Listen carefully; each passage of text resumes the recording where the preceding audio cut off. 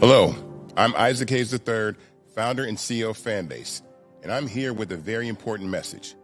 We are at a turning point in the Black community where we must have equity in the apps we use that scale to billions of dollars. But this time, we own the infrastructure, we own the culture, and we shape the future. And Fanbase is the future. Fanbase combines the free functionality of Instagram, TikTok, and YouTube into an all-in-one platform built for the evolution of social media and monetization. With over 1.4 million users, that's real proof that we are shifting the conversation of tech ownership and equity for creators. So right now, I want you to go to startengine.com/fanbase and invest today. The minimum to invest is $399. That gets you 60 shares of stock in Fanbase at $665 a share. This marks a turning point in Black ownership of social media. If we don't take this opportunity to own social media right now, we will always be customers to our own creations. And that can't go on. So once again, go to startengine.com/fanbase and invest today. We must own the platforms where our voices live, our stories matter, and where our culture drives the world. Thank you. Folks, Black Star Network is here. Hold no punches. I'm real revolutionary right now. Support this man, Black media. He makes sure that our stories are told. Thank you for being the voice of Black America, Roland. Stay black. I love y'all. All momentum we have now, we have to keep this going. The video looks phenomenal. See, this difference between Black Star Network and Black-owned media and something like CNN. You can't be Black-owned media and be scared. It's time to be smart. Bring your eyeballs home. You dig?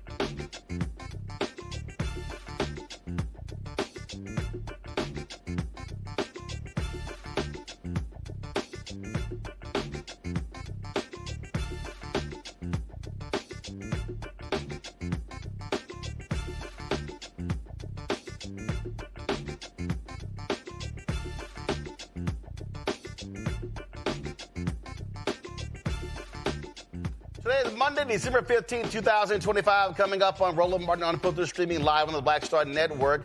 Black farmers are voicing their skepticism about Donald Trump's new $12 billion farm bailout program, saying that it contains racist undertones. John Boyd from the National Black Farmers Association will join us. Millions are watching to see what will happen next with the Affordable Care Act, especially after the Senate, just refused to extend the credits. I'll talk with the former official who from the Centers for Medicaid and Medicaid Services to understand what this means for your health care. Recent polling shows that only 31% of voters approve of Donald Trump's handling of the economy, but Fox News is like, oh my God, it's fantastic. It's wonderful. It's a great economy. Well, that's what happens when you make $15, $20 million a year. We'll talk with the economist Morgan Harper from the American Economic Liberties Project. National Association of Black Journalists has launched a bold initiative to raise $15 million over the next 4 years to create a permanent endowment that invests in the next generation of black journalists. We'll talk to one of the 44 founders of NABJ. Plus, former head of the NFL Players Association, DeMaurice Smith, will join me to discuss his new book, Turf Wars, The Fight for the Soul of America's Game. Trust me, it is a conversation you do not want to miss. It is time to bring the funk. I'm Roland Martin Unfiltered on the Black Star Network. Let's go. He's got whatever the miss, he's on it. Whatever it is, he's got the scoop, the fact, the find. And when it breaks, he's right on time and it's rolling. Best believe he's knowing. Putting it down from sports to news to politics. With entertainment just for kicks, he's rolling. It's on go, y'all. It's Roland Martin,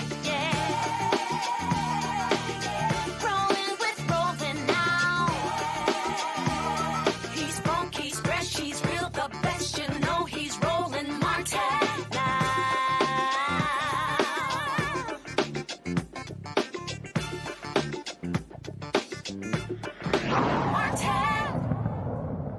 So Donald Trump's tariffs have destroyed the economy for farmers in America. Those white farmers yell, scream, holler. And so now Trump says, hey, I'm proposing $12 billion in a relief package. He's describing it as a lifeline for growers affected by rising costs and trade policies. Now, mind you, he said, oh, no, that my tariffs are going to do wonders for the American economy. Ask those who grow soybeans. It's happening all across. We're talking Nebraska, Idaho, Illinois, Virginia, Iowa, Wisconsin, Georgia, all these places where we have farms, they're getting screwed because Donald Trump's idiotic policies are screwing them. Oh, beef prices. Then he cuts a deal and bails out the Argentinian economy and then says we're going to buy Argentinian beef.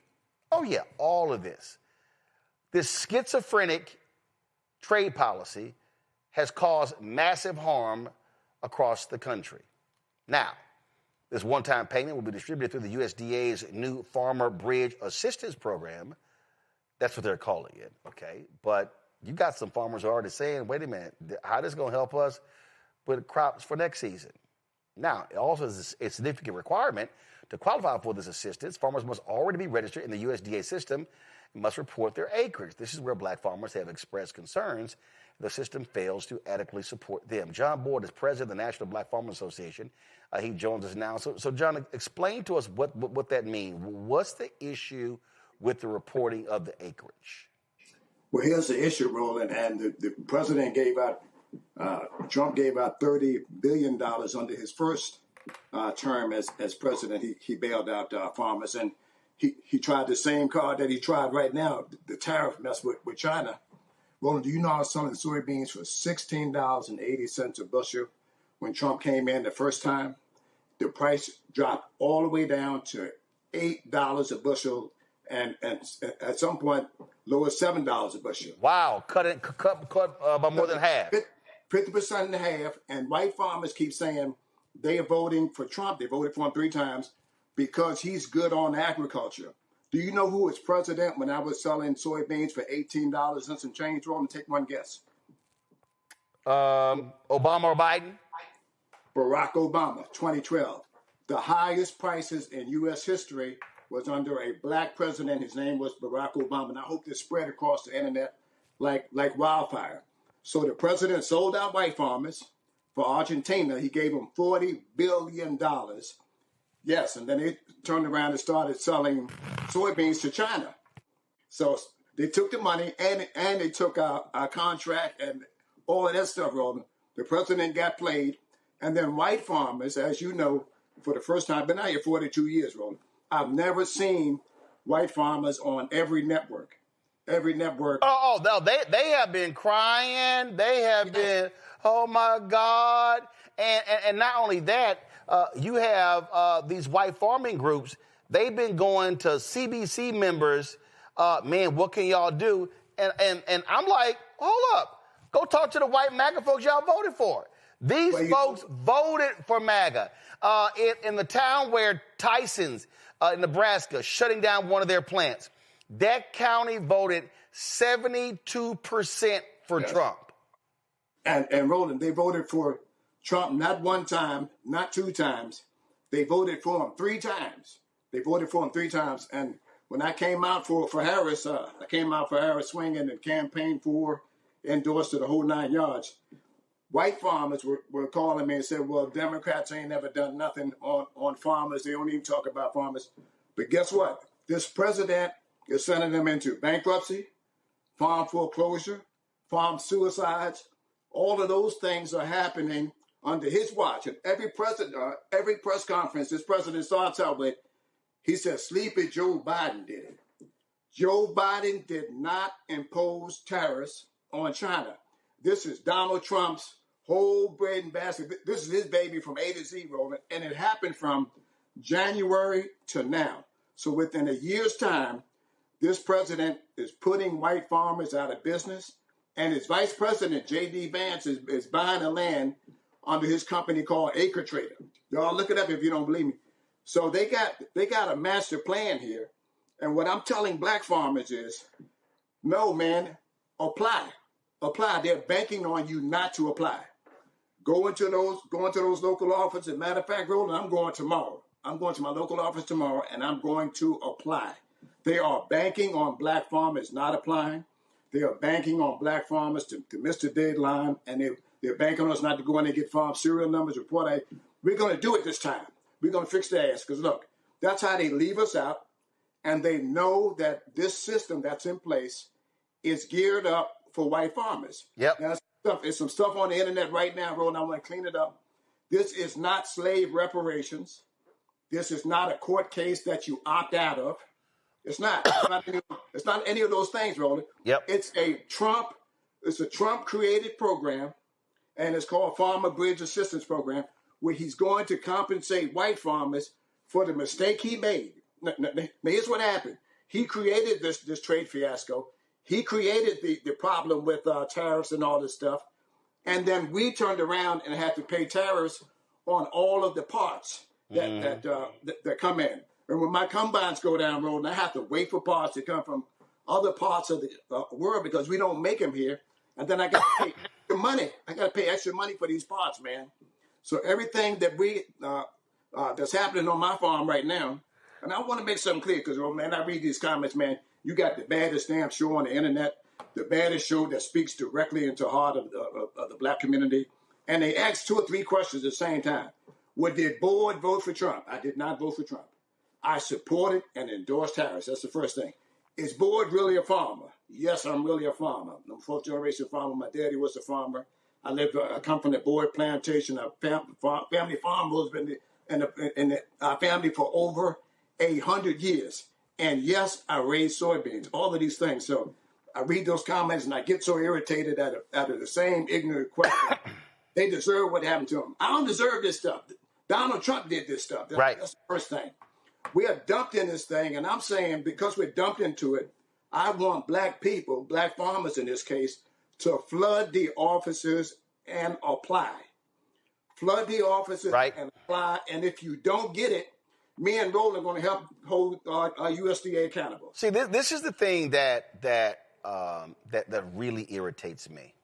I've seen all the stories you mentioned. These white farmers, we don't want a government handout. Yes, they do. You got one last time. Second of all, people really don't understand the power of the Department of Agriculture. Yeah. They don't understand that, listen, under Biden, then Congresswoman Marsha Fudge, she didn't want to be Secretary of HUD. She wanted agriculture, and she fought hard for agriculture. People have no idea that white folks, white farmers, they have controlled that USDA budget, the subsidies that they have gotten, the internal bank in the USDA that's funded all sorts of projects. And so folk need to understand this ain't some canned goods and some bushels and some oranges. No, we're talking billions upon billions of dollars that white farmers have controlled, and they ain't never wanted black folk to have a foothold in the USDA. And you know what, Roland? Thank you for that plug. And listen, when Biden, and you helped me do this, man, to your credit, $5 billion that we lied before we finally got it done for black farmers and returned our land out of federal inventory. White farmers could have said, hey, you know what, boy, how can we help you implement this, man? The black farmer's been done wrong. How can we help you do this? Instead, Stephen Miller went out and found white farmers and sued us in all these federal courts, blocking the aid to black farmers. But now they want all this money from the federal government when they're in trouble, Roland. I ain't never seen that one white farmer get on television and say, you know what happened to Boyd and them was bad, man. And people say, boy, you never explained the discrimination. Roland, they spat on me, spit, depending on what part of the country you're from, in his office. He spat in his tobacco can. That's what he told the people, went on my shirt. They called me a nigger openly. I took him to court. The court said they only did it one time so they can do it. They tore my application up and threw it in the trash can in front of me, and they would only see us one day of the week, Wednesday, one day of the week, and we had to come in the back door. This happened, Roland, in my lifetime. So I get it when black farmers say, hey, boy, I don't want to go back in that office anymore. I don't want to apply. I don't trust them. But yes, I get all those things, but don't leave the money on the table, man. Right. Don't leave the money. We got to set that, look. For everybody watching, John sent me this earlier. This is a video of his farm. So all y'all people who are on social media who love running y'all mouths, stuff along those lines, this is video of his farm. That's cattle. And let's take that, for example. We're talking about the cattle. Beef prices. I mean, beef prices have absolutely just collapsed. And again, Trump is sitting here, and he's been so arrogant saying, oh, yeah, y'all pipe down. I'll deal with y'all. And you know what, Roland? And listen, there's a brother, man, up in West Virginia. He voted for Trump. I told him not to do it. Coal miner, hauling coal, and farming. His truck has been parked since Trump got elected. And you tell him not to do these things, Roland. I was telling them, but guess who was screaming at him? You was. You were the guy out there screaming on social media every day, don't get duped by Trump, and they done it anyway. That's what we kept saying. We got shirts say hashtag, we tried to tell you. Like we told y'all, he screwed farmers last time. Yes, we told them. And look here, everything this president has touched in agriculture has went from bad to worse. Soybeans, China, corn, Mexico, fertilizer, Canada, beef cattle. Now he wants to give the beef cattle business. He wants to buy that from his buddy in Argentina because he says, oh, I want to be like Trump. That's what all you got to do is say you like Trump and Roland, he wants to do business with you. That's all you got to do. He's playing black people. He got at that press conference last week and said, black people love me. Man, we got to hold him accountable. We don't love your ass. Nope. He needs to stop saying it. He needs to stop playing on it. He know black people don't love him, man. Yep. The problem was we didn't come out enough to help elect Harris. Well, yeah, that was an autopsy. That was an autopsy on the race, Democratic autopsy, showing there was a 6.8 million voter drop from Biden to Harris in 2024. This is from The Nation. They have this piece here called "White Farmers Are Getting a Taste of Their Own Medicine." Yeah. Trump's tariffs and immigration raids are driving the latest farm crisis. White farmers have stood by him year after year and still do. And this is the whole thing right here. The governor of Nebraska earlier this year called Trump and said, hey, man, can you please stop these immigration raids? He said that we've lost 6% of our state gross domestic product because we don't have anybody to work the farms. Let's just be real clear.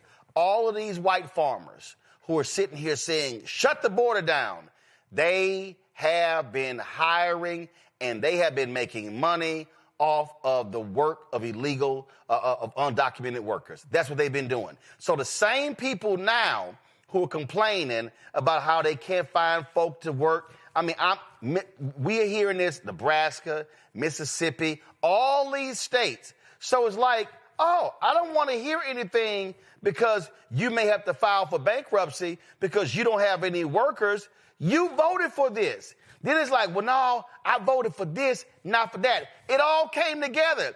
And this is the last time, this is what's crazy to me. I'm going to use a football analogy. The last time he was there, so he ran these plays in the first half. Now we're in the second half, and you shocked he running the same play?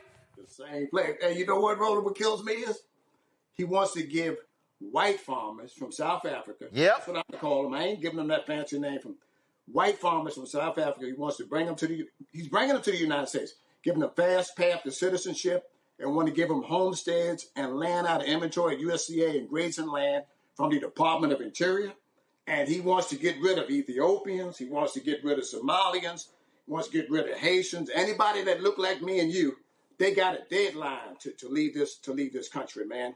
But they say, oh, it has nothing to do with race, but you only bringing in white farmers from South Africa, and you're going to give them a fast path to citizenship, and you want to take and get black people out of this country, man? We got to say hell no to this kind of rhetoric. This article is interesting. This guy, Caleb Ragland, he's president of the American Soybean Association, says that farmers are going to lose about $44 billion this year. Look at this here. Ragland, for example, supported Trump dating back to 2019. Trump won a majority of USDA farming-dependent counties ahead of his first term. And within years of assuming office, his trade wars drove American farm exports to China down from $19.5 billion to $9 billion. That's a loss of $10.5 billion. Ultimately, farmers saw a decline of $27 billion in agricultural exports, nearly 71% of that attributable to soybean profit loss. But guess what? Ragland, a soybean farmer, still turned right back around and voted for Trump again in both 2020 and 2024.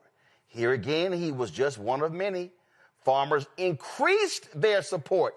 This is crazy. They lost money under Trump, massive, made money under Biden, but they increased their support for Trump by 5% in 2020, hitting 76% support, and then increased it again in 78 to 78%.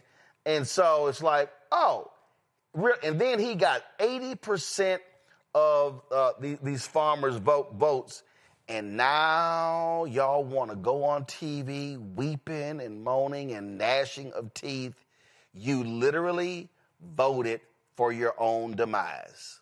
They really did, Roland. And you know what kills me is the only thing that this president is doing that he said he was going to do. First of all, they didn't want me at the meeting because I was trying to get in there. I was trying to say this is where we need to move and all this stuff. They didn't want me in the meeting. And they said something about they want to get away from DEI and all this stuff. Roland, ain't no DEI on my farm. My cows eat the same amount of hay as white man cows do. My tractor burns the same amount of fuel as a white farmer's tractor do. I got the same high cost that white farmers do. So why can't I have a seat at the table to air our grievances about what's going on in our particular population of black farmers? Because we got a whole set of different problems. Companies don't want us. They want to dog us. They want to dump on us. Government dumped on us. They don't want you at the table. They don't want us to apply for this money. And that's why I'm going to keep hitting that name, because I know This is a show to get it out there. Go in and apply. I'm going in tomorrow and apply. It's called Farmer Bridge Assistance Program. Take your information in there and sign up. And if they tell you no, come back and let me and Roland know, because we're going to hold their ass accountable, people. Absolutely. But you can't get it if you don't apply. Yeah. People out there telling them, don't apply. This is about slave reparations. Pay me $100, $500. Don't pay nobody a dime. It's free. Get up and go to your local farm service agent. Yes, the same people dogged us. Go back into those offices and put the ink to the paper and sign it at the end.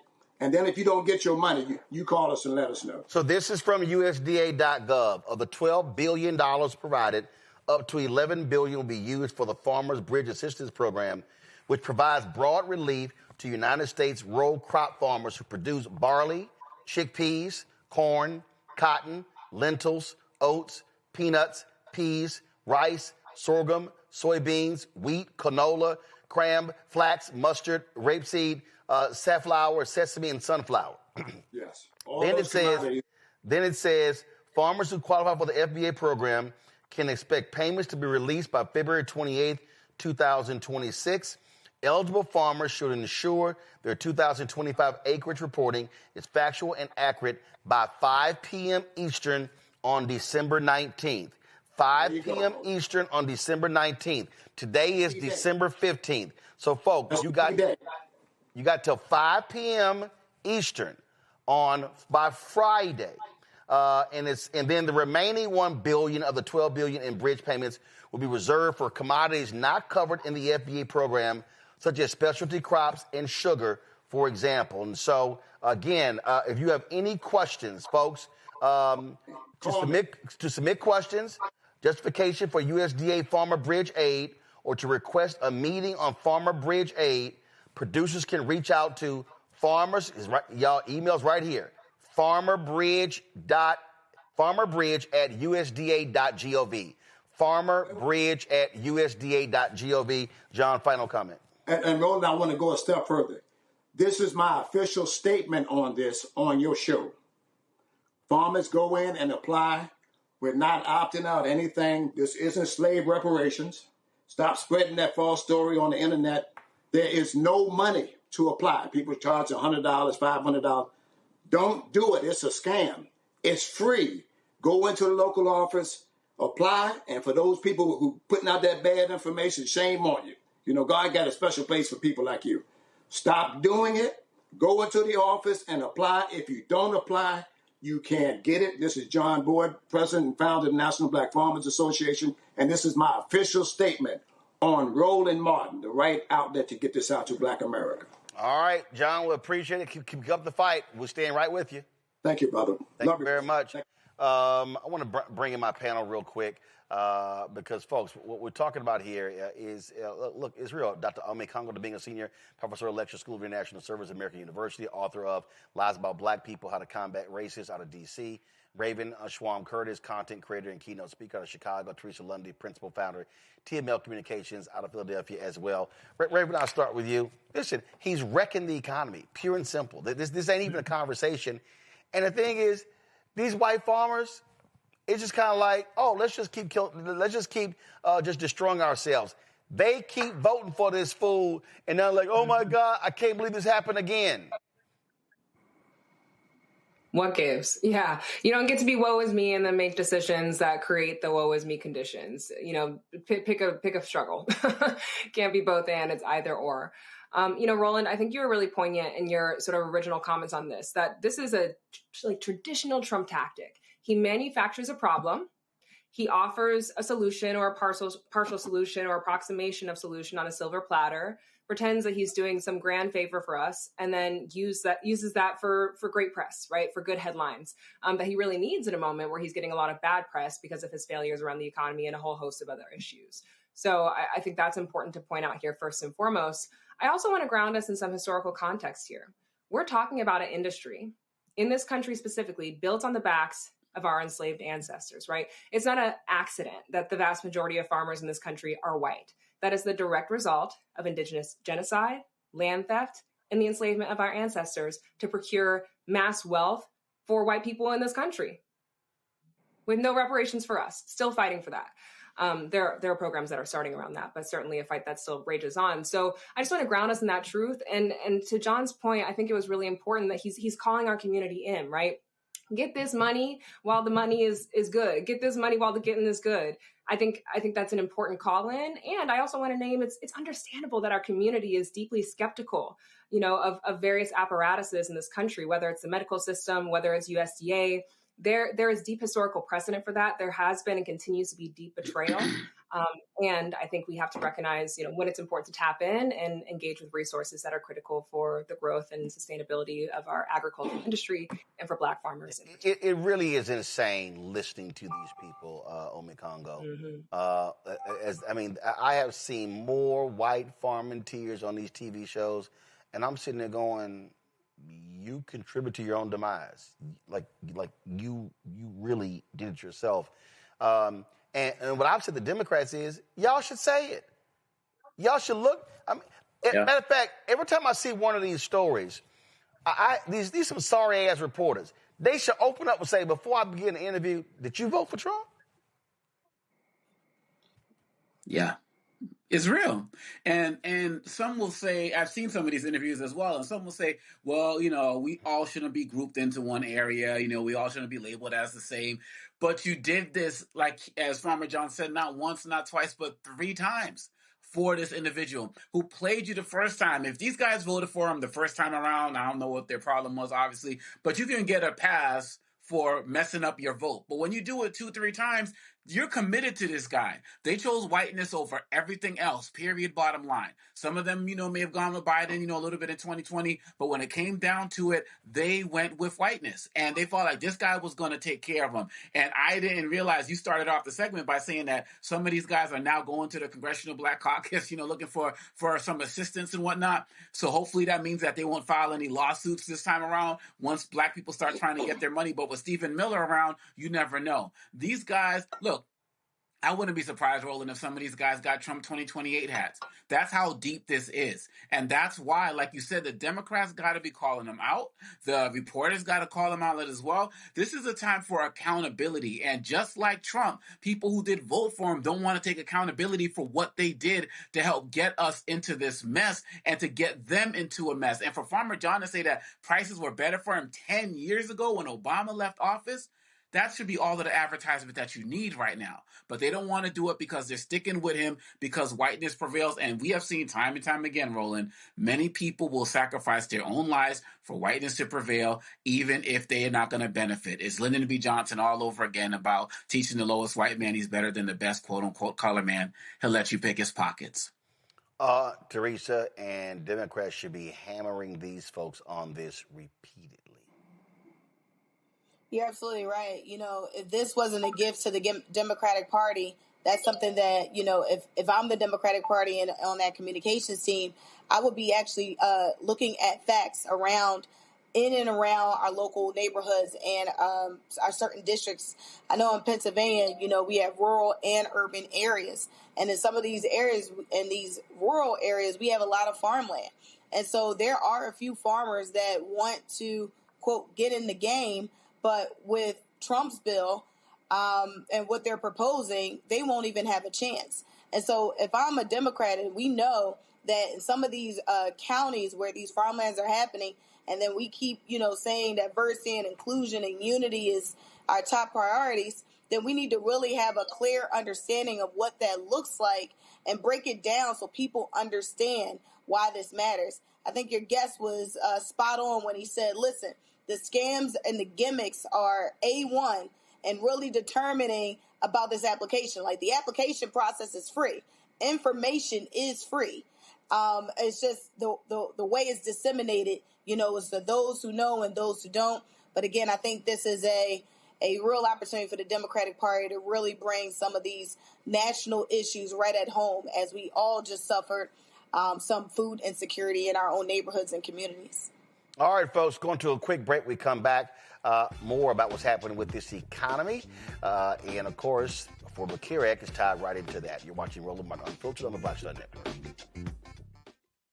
This week on The Other Side of Change. Book bans, anti-intellectualism, and Trump's continued war on wisdom. This is a coordinated backlash to progress. At the end of the day, conservatives realized that they couldn't win a debate on facts. They started using our language against us, right? Remember when we were all woke and the woke movement and all that kind of stuff?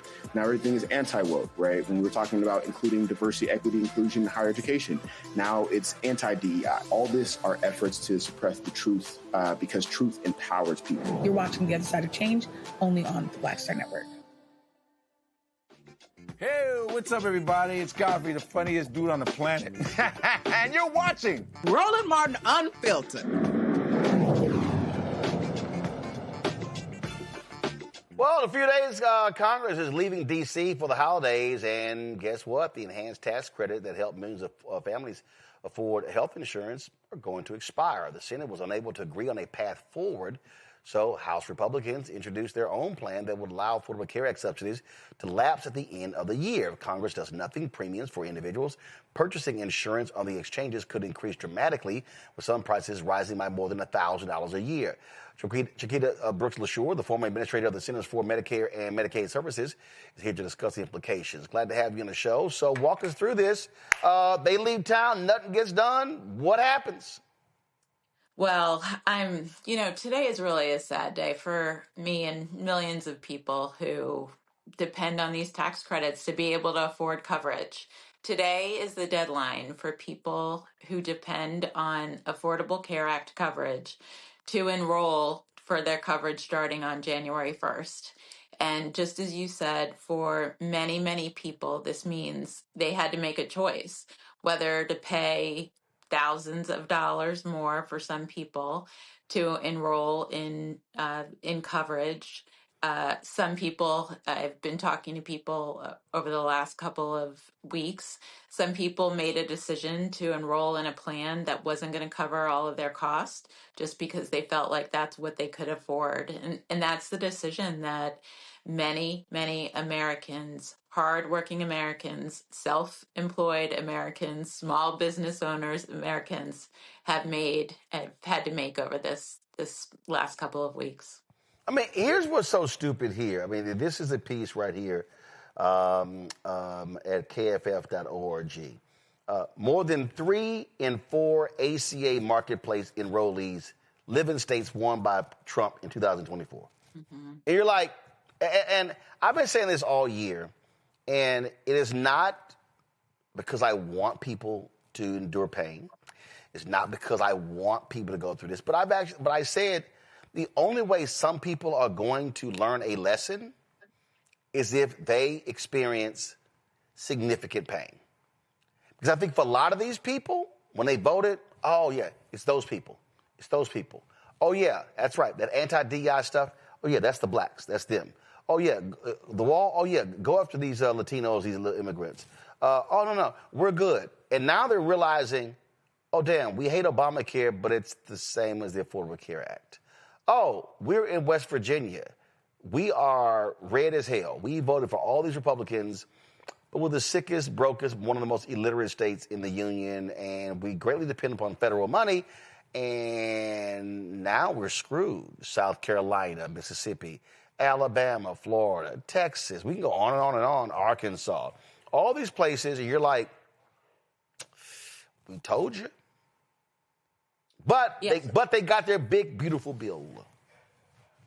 Yeah, it's unfortunate, as you said. I mean, I would say a couple of things. One, whether we're covered on Obamacare or the Affordable Care Act or not, we all pay the price when people lose health coverage because hospitals across our country are very dependent on Medicaid, and the ACA coverage has really helped them to make sure that they get the care, that they get paid for the care that they deliver.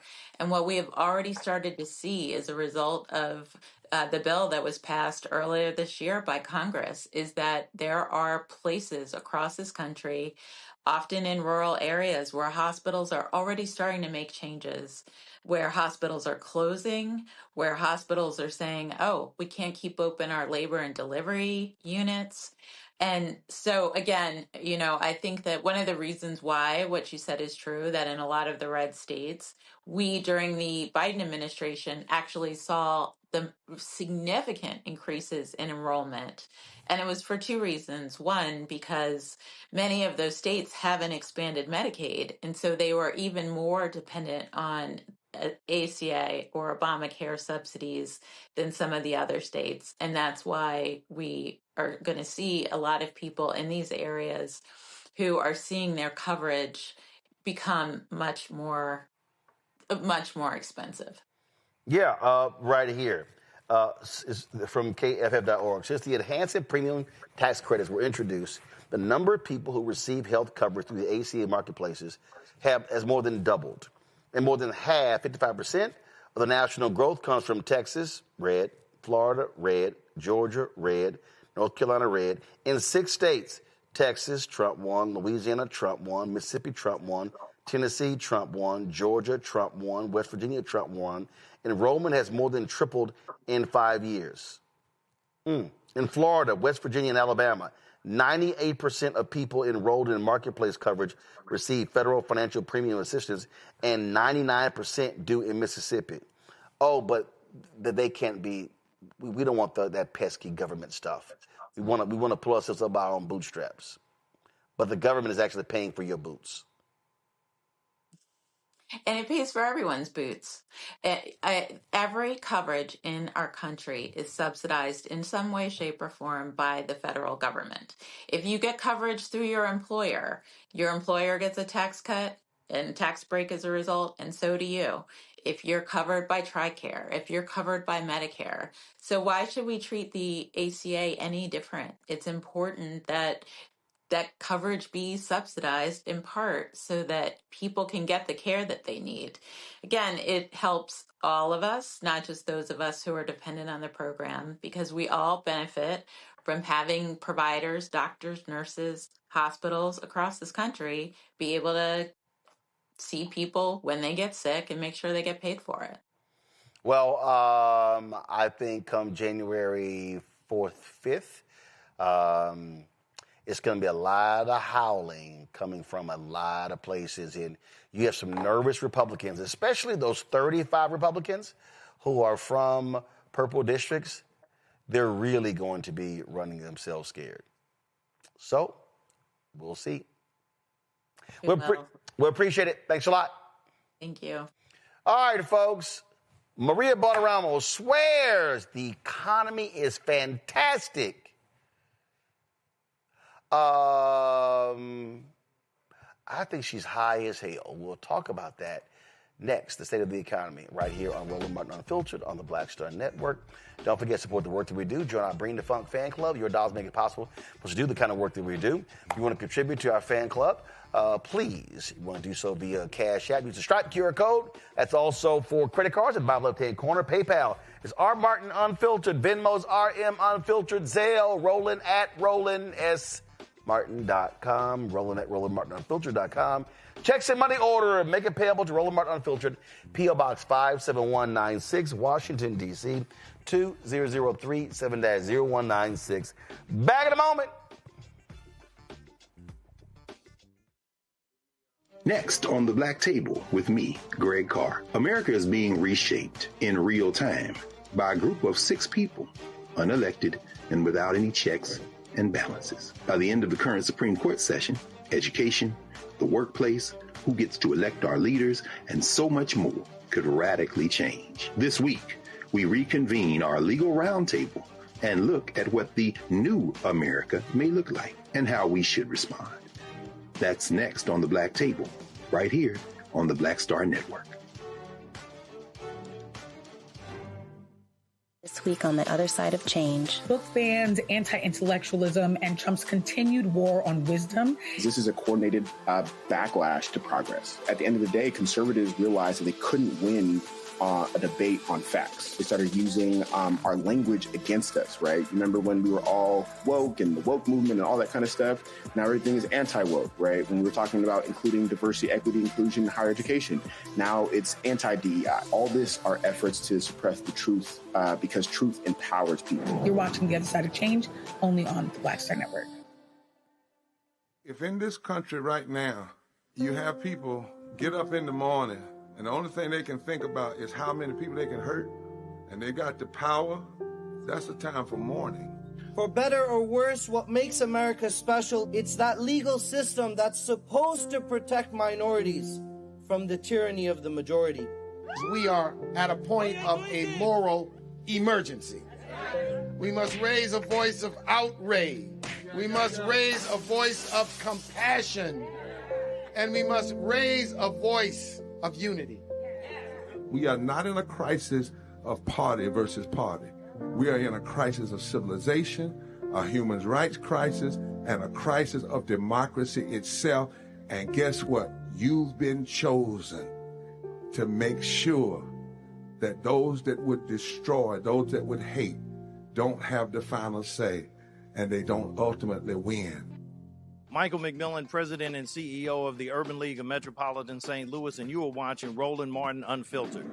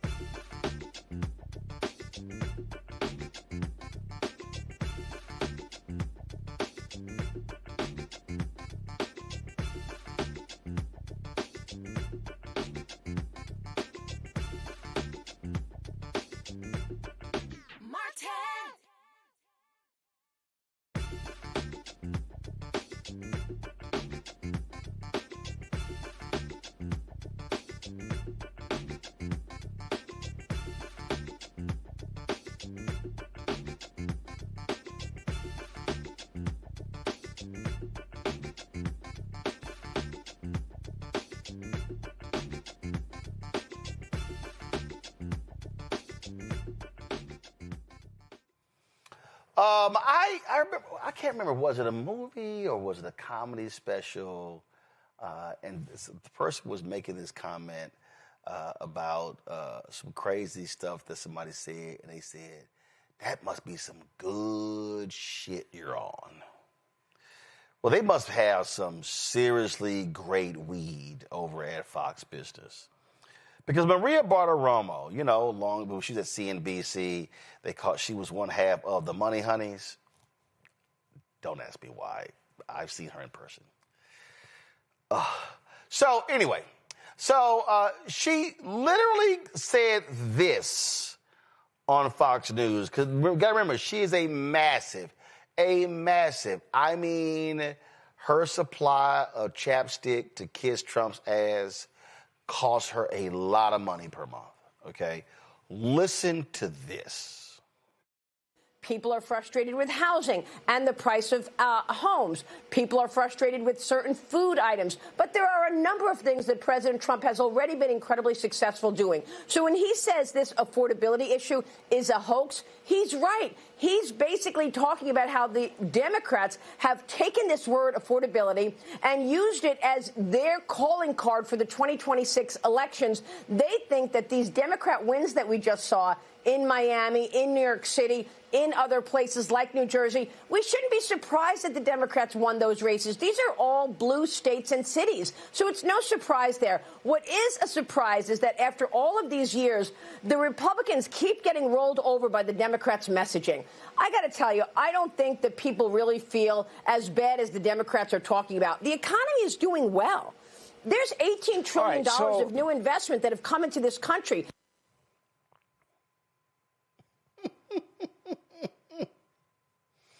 For more delusion, here is Trump's top economic person, Kevin Hassett, talking to, his daughter-in-law, like you're going to get some real information, talking to that idiot. Well, if you had a crystal ball and you looked to the very end of President Trump's second term in office, where would you expect to see this economy? I think that we're already right on the cusp of having the greatest economy that the U.S. has ever seen. I think that Trump policies are about as good as it gets. Tina Peters. Really? New polls show 31% of voters approve of Trump's handling of the economy. His worst economic rating yet. Families are struggling with affordability. Again, still the orange one is bragging about how amazing the stock market is and promising to, quote, make America affordable again. He continues to dismiss the concerns of high prices as a hoax cooked up by Democrats. Okay, so here's the thing that I find to be hilarious here. He now says affordability is a hoax. Wasn't he running on affordability last year? Oh, so affordability was real last year. but it's a hoax. Now, like I said, that must be some good shit they're smoking. Morgan Harper is the Director of Policy and Advocacy for the American Economic Liberties Project. She joins me now. Morgan, glad to see you. These people literally are high. I mean, this idea that, no, the rest of you, you're totally wrong, you're crazy, and you're looking at Bartiromo going, yeah, it ain't no problem for you, because you damn near making $20 million a year. Right. Yeah, I mean, this disconnect between what real people are experiencing, which the polling data would reflect, and they're saying, the American people are speaking pretty clearly, and they have been for some time, that all is not well in the economy. And what pundits who have been very closely tied to the administration and, to your point, his family members are saying are neither here nor there. These are totally different existences. And I think, continuing to point to the stock market, as we've talked about, Roland, kind of neglects the fact that a lot of people are not playing on the stock market. And if they are active on the stock market, it's through in a passive way in mutual funds. And they are still living with the reality that being involved in the stock market even a little bit is not enough to guarantee you any kind of financial stability. Most people in America recognize, to the conversation you were having before, that you are one illness away from having financial devastation, and there's nothing that Fox News or Donald Trump can say to wish that away. And that's what a lot of American people are looking for, is real solutions. But we're dealing with a crony federal government right now that is just about rewarding friends and not solving real problems. And the economic problems are mounting. Oh, yeah. So here is Bryson DeChambeau, same thing, who got paid millions of dollars to leave the PGA Tour for Live Golf. So he's at the White House, and he's just, hey, guess what? Let me just kiss more Trump ass. Listen. Current U.S. Open champion, please. My goodness. Well, I did not know I was going to be coming up here today, but I got to say thank you. And what the president done in this term has been incredible, right? It's the greatest economy that we've ever had. And just to be serving on the President's Council of Sports, Fitness, and Nutrition has been such an honor. And the First Lady looks so beautiful, by the way. And I'll say cheers to the greatest economy that we've had in a long, long time. Yeah, more bullshit. If a golfer says it, it must be true about the economy. Well, when Live Golf gives you a $125 million check to come play, yeah, I think things are great in your life, Bryson. Yeah, I mean, in the beauty of the First Lady, I have no idea what that has to do as an economic indicator. But here's what the reality is. And this, again, is showing up in all the data. Take any facet of American life. Data that we can actually check, because they stopped releasing the data. They don't want to release jobs numbers because they know it's bad. Right. I mean, it's all kinds of stuff they're canceling because they know it sucks. Right. But even the things that are available, like utility prices, for example, I mean, these are continuing to go up. People are now reporting that they have utility bills, even if we're just talking about electricity, that are getting into the hundreds of dollars a month to heat a household. Add on to that gas, same dynamic, completely out of control markets that are at the whim of Wall Street. And the American people, again, are saying very clearly, we can't keep up with this. And so to see this disconnect with what's going on in the administration and just how much people are struggling, it's a pretty scary time. 3-time Trump voter here on CNN. Watch this. My kids' daycare went up. Can't afford the cost of food. Using credit cards for everyday expenses. No money left after their bills are paid. Pretty much just a whole bunch of financial mess. We changed presidents at the beginning of the year. We did. And the guy who moved into the White House said that he was going to fix it. Several times he said it would be easy. Absolutely. Has he fixed it? Absolutely not. I'm definitely waiting for him to fix it. Jones is a 3-time Trump voter, but she says he has simply failed to keep his promise to lower the cost of living. I'm very let down by that. Very, very let down, because I feel like it's only gotten worse. No, you fell for the okie doke. Again, so many of these people, this woman, farmers and others, they believed his lies, and now they're stuck. Now they're having to live with it, and we're sitting here going, we tried to tell you. Yeah, I mean, I think it is devastating to hear people, even if they voted for Trump, to have to go through this struggle of getting through daily life. So I don't want to diminish that at all, but it is the reality that a lot of this was predictable. President Trump has put out a lot of talk, but you cannot staff. Let's just look at the basics of how he has managed this administration. You cannot staff your administration with people who have no background in these issue areas and expect that any useful policy is going to come out of that. And to our earlier point, I mean, we have some really complicated problems that we need to solve in this country. Let's look at healthcare, for example. Beyond just the subsidies of the ACA, we have a market that has been totally captured by large healthcare conglomerates, and we have no vision on the table from this administration as to what to do about it. Should more people be in Medicare, for example? Right. That is not an easy thing to pull off. That requires people to have a background in understanding the healthcare industry. Yeah.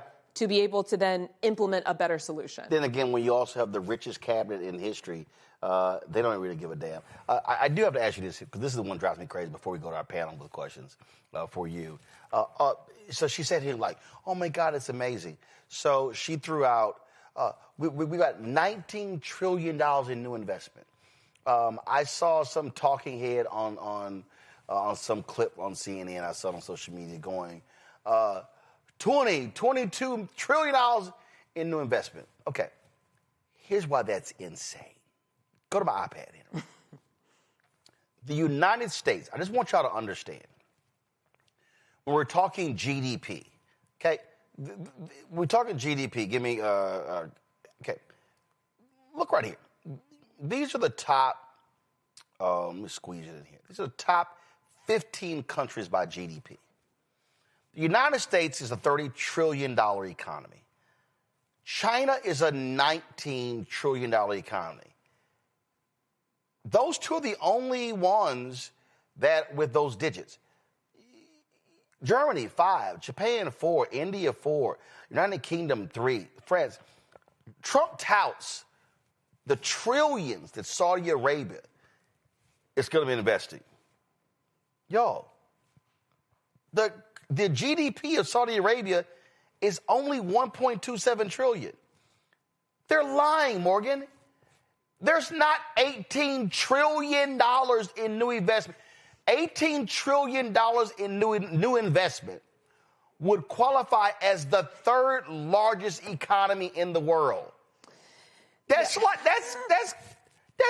nuts. Yeah, I mean, a lot of this is made up. Even the investment that's happening, I think we're seeing it for things like a new data center or whatever. You take that overall amount. They just making shit up. They're making shit up. Because it's 6, 8, no, it's 10, no, it's 12, no, it's 14, no, it's 18, no, it's actually 20. Right. Well, and then again, the data that we do have is showing on the core promises that the president made about bringing manufacturing jobs back. Manufacturing jobs are down from this point a year ago by the tune of 50,000. And our trade deficit is increasing. So we are continuing to import more than we're exporting. This is not a revival of an American economy that is rooted in building things or employing people. It is a game that we are being bought and sold to the highest bidder that gets in Trump's ear. Questions for the panel. Teresa, what's your question for Morgan?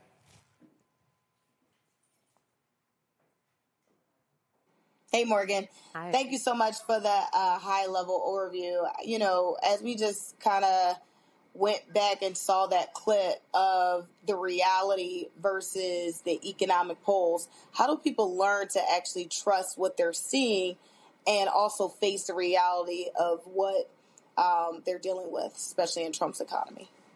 Yeah, I mean, I think this gets to something you all were talking about earlier, is we have to have spokespeople out there that are calling out the BS, identifying the lie, but not stopping there, also talking about a better path, a different solution. So let's come back to healthcare, for example, which I touched on earlier. You know, yes, the ACA subsidies, we need to protect those. But when we have people that are saying oh, we're just going to start accounts for people, like we've heard from some of the Republicans, we're going to start these healthcare accounts and everything will be okay. We need to be no, but here's what would be better. Why don't we let more people get into Medicare so that we have predictable pricing?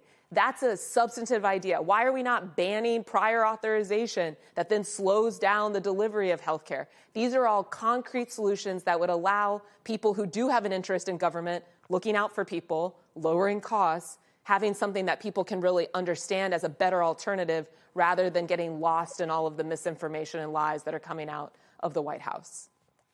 Right. So Trump threw out $21 trillion in new investment. This is CBS right here. The White House put a list together. It includes more than 100 corporate commitments totaling just over $3 trillion. Yes, some of the largest were originally unveiled years before Trump took office and were backed by federal funding under President Biden's administration. They're full of shit. Omekongo, your question. Thank you, Morgan, for all you do to keep us informed. My question ties to this segment as well as the last one when we were talking about healthcare. What are you seeing as it relates to the potential red state, blue state outcomes to what's happening? Because you talk to Scott Besson, he'll say, hey, just move to a red state. The economy is doing much better there. But we also know that blue states are the ones that fund red states. Are blue state governors going to be reacting to this better, or are both red and blue states just going to be screwed? How are you seeing that dynamic playing out? Well, that is another example of complete BS. I can report from the heartland, living in Ohio, a red state at this point, that people are not faring better economically. I've heard nothing but small business owners complain about how tariffs are impacting their businesses, people complaining again about these electricity prices that continue to go up. And let's stick with that as an electricity prices as an example. These utility dynamics of we have utility monopolies that are very much beholden to Wall Street, and they are using financial manipulation to drive up these costs. That's everywhere. That's every state in the United States of America. So I think it is incumbent upon us to, again, identify the lie, but then also understand what's going on that is driving up some of the costs for constituents in red states, in blue states, and we're going to find it's actually not that different. The difference is that we are, in some states, fortunate to have people at the top of these state governments that are looking to actually solve problems. And we do need to make sure that they have full information about how they can actually deliver the solutions that are going to help people and make sure that they understand how to make better electoral decisions. But it's not the case that, people on the ground in red and blue states are having wildly different experiences. It's actually quite similar. I think the data center thing, another good example. Ohio, big state with a lot of data centers. I was just reading today, another state with a ton of data centers that are trying to figure out how to manage that all. Maryland, blue state, totally different political dynamics, same experience on the ground that people are having these higher electricity prices. Raven. Yeah, Morgan, thank you so much for your time and expertise this evening. I really want to pick up the conversation around the big, beautiful bill, so-called big, beautiful bill, and unpack a recent statement that was made by Trump's Treasury Secretary that essentially Americans are going to get a, quote, very large refund of about $1,000 to $2,000 in the new year as a result of the big, beautiful bill. Obviously, we know that's nonsense. That's bullshit. Yeah, it's bullshit. This bill is created by the rich for the rich. But can you break that down a little bit for us, for folks who may see that number amount and think, oh, this bill is actually working for me? Yeah. Well, first of all, it's the first thing. Sorry. That has to be a congressional action. Trump just can't just hand out money. The Constitution clearly states anything that deals with revenue has to start in the U.S. House. Sure, although we are in an environment where Trump is just kind of right, like whatever. So he could get some private donor and then start sending people out checks. I don't think we have any idea what exactly that might look like or what these people might do as they enter this period of desperation where they know that the economy is not doing well and they're going to try to distract people from that reality. So that I will just get out there. And again, I mean, it's, not to continue to beat a dead horse here, but I do think it's important to call this stuff out. This is not a real conversation. Yeah, it's all made up. These are lies. And this is no way to run an economy if we are trying to make sure that people are actually building stable lives here. And so Big Beautiful Bill was a complete giveaway to the rich, large corporations. When we're talking about investment that's coming in from other countries and we're talking about Saudi investment funds, I mean, look at this Netflix deal. This is another one where they're probably going to tout the fact that the Saudis or actually it's the Paramount side of it, that the Saudis are funding the Paramount offer that's coming from Jared Kushner to be able to give us the great pleasure of further consolidating our media industry. Is that going to be part of the tally of how much great investments coming into the U.S.? So none of this stuff is serious about actually improving people's lives. We have to continue to identify that. And yeah, I mean, I personally think it's possible that they might just do something random to try to get people money. Like you saw, Secretary Duffy is now announcing he's giving bonuses to Amtrak workers. This is all signs of desperation because they know that none of this is real, and they're just hoping that they can skip by long enough so that the American people don't notice. I'm sure he'll be handing out the fake checks that Noam did to the TSA workers when she tried that same crap a few weeks ago. That's who they are. Morgan, we appreciate it. Thanks a lot. Thanks for having me. Folks, going to go to a break. We come back. We'll talk to one of the 44 founders of the National Association of Black Journalists celebrating his 50 years. Next on Roland Martin Unfiltered on the Black Star Network.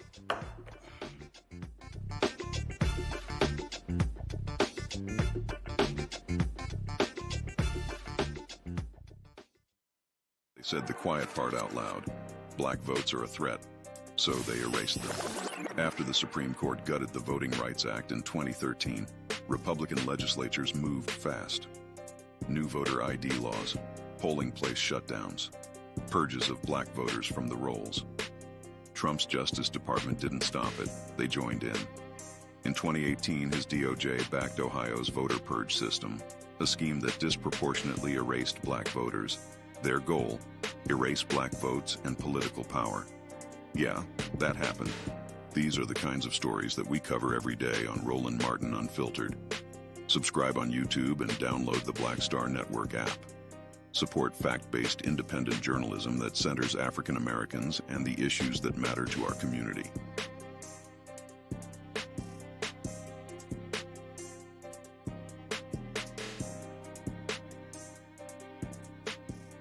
Hatred on the streets, a horrific scene, a white nationalist rally that descended into deadly violence. White people are losing their damn minds.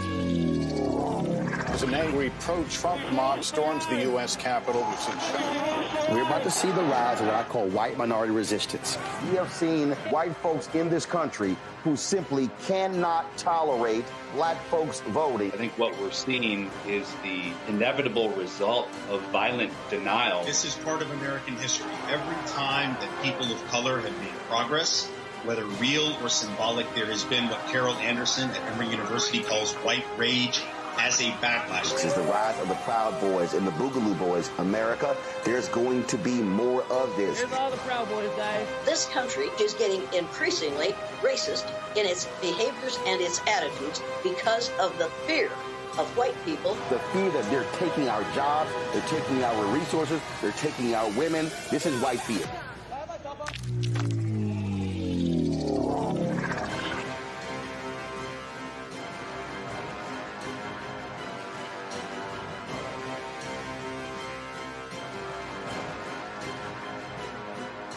Melanie Campbell, National Coalition on Black Civic Participation and Black Women's Roundtable. And we are watching Roland Martin Unfiltered all day, every day, 24/7. Spread the word.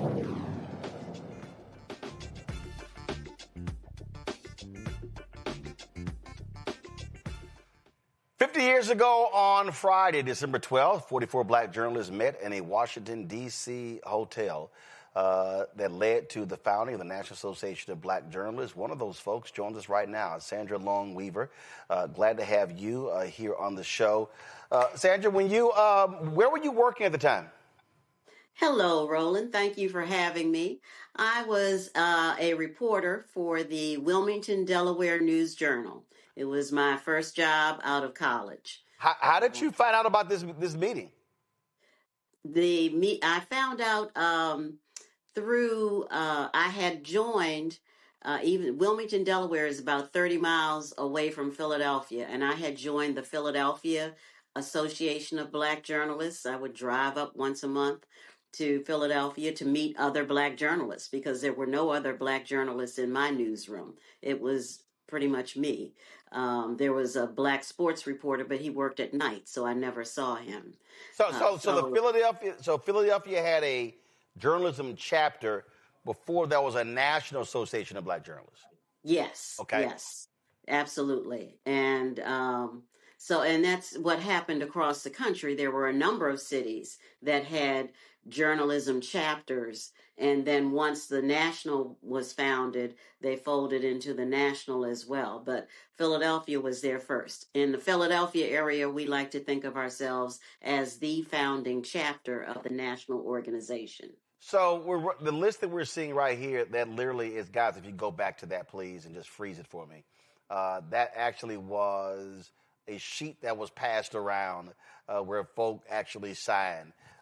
In the documentary, Dwayne Wickham, who was the later became president in ABJ, one of your fellow founders, he said, we didn't really even know we were founders. We were just like at a meeting. Right. So take us into that meeting. What was the discussion like? How long did it last? Let's see now, this is 50 years ago. So, but I know we were there for more than an hour, and there were actually more than 44 of us, because there was a sheet, an attendance sheet of those who attended this meeting.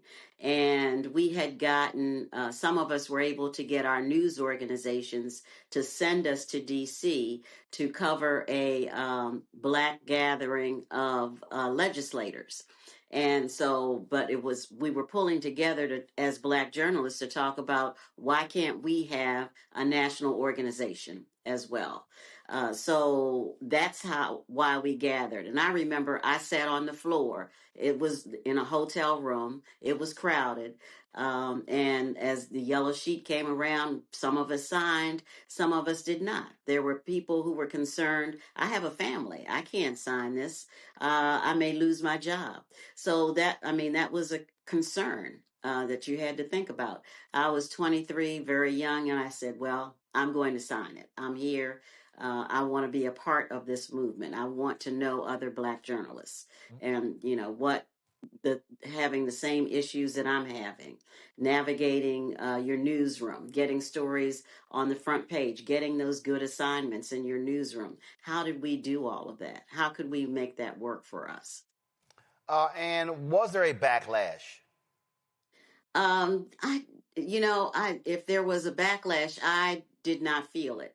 I felt support from my white colleagues in my newsroom for being a part of this organization. But there were people who wondered, well, why do we need a Black organization? You can be a part of something else, or but really you couldn't. And the issues were different. They didn't address the issues or concerns that we had. But also what people don't understand is this is 1975. The Kerner Commission report came out in 1968. Yes. They didn't agree on much, but that report said that they were there to study the race riots of 67. And they said there were two Americas, one white, one Black, and they largely blamed news media for lack of representation in those newsrooms. So really, y'all were part of the first wave of Black journalists who went into white newsrooms. Really, after that 68 report, we're talking about 69, 70. So really, that first 5 to 7 years, that was the first wave of Black journalists being hired at what was before white newsrooms. Exactly. That's exactly right. Because there were a few newsrooms that had one or two. If they had more than one or two Black journalists, it was an exception. But most newsrooms didn't have any Black journalists. So they weren't in the communities. They weren't covering the issues of the communities, not only just covering the issues, the concerns, but also the good things of what is Black life about? What is it like?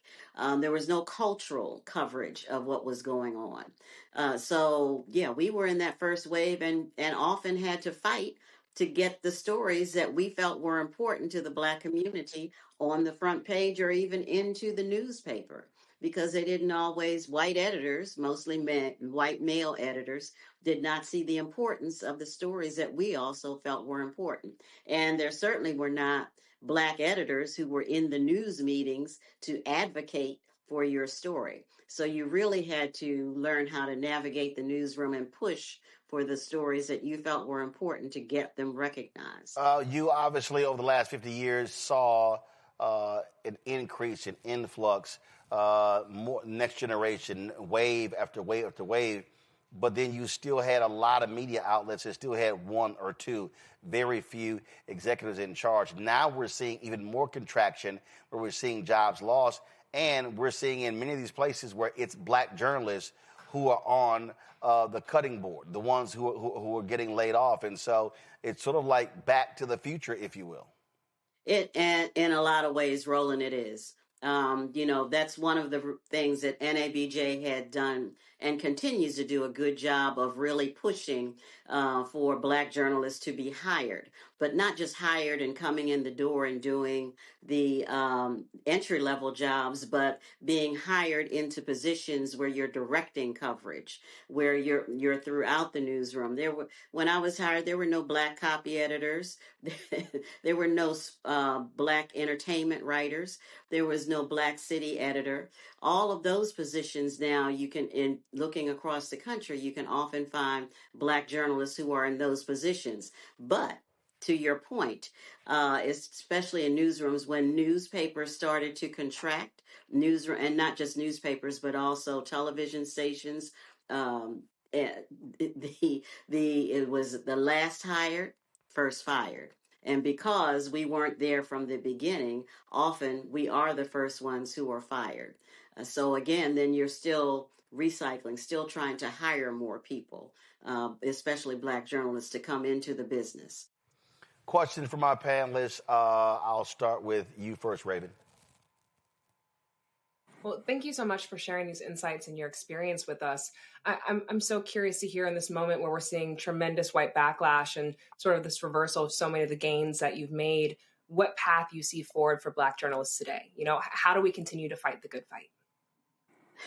The same way we always have. We still push for stories in our newsrooms, but in today's world, there's also more opportunity for online coverage. The program that we're doing, programs like Roland's did not exist in 1975 or even in 1980. It's been years getting to this point.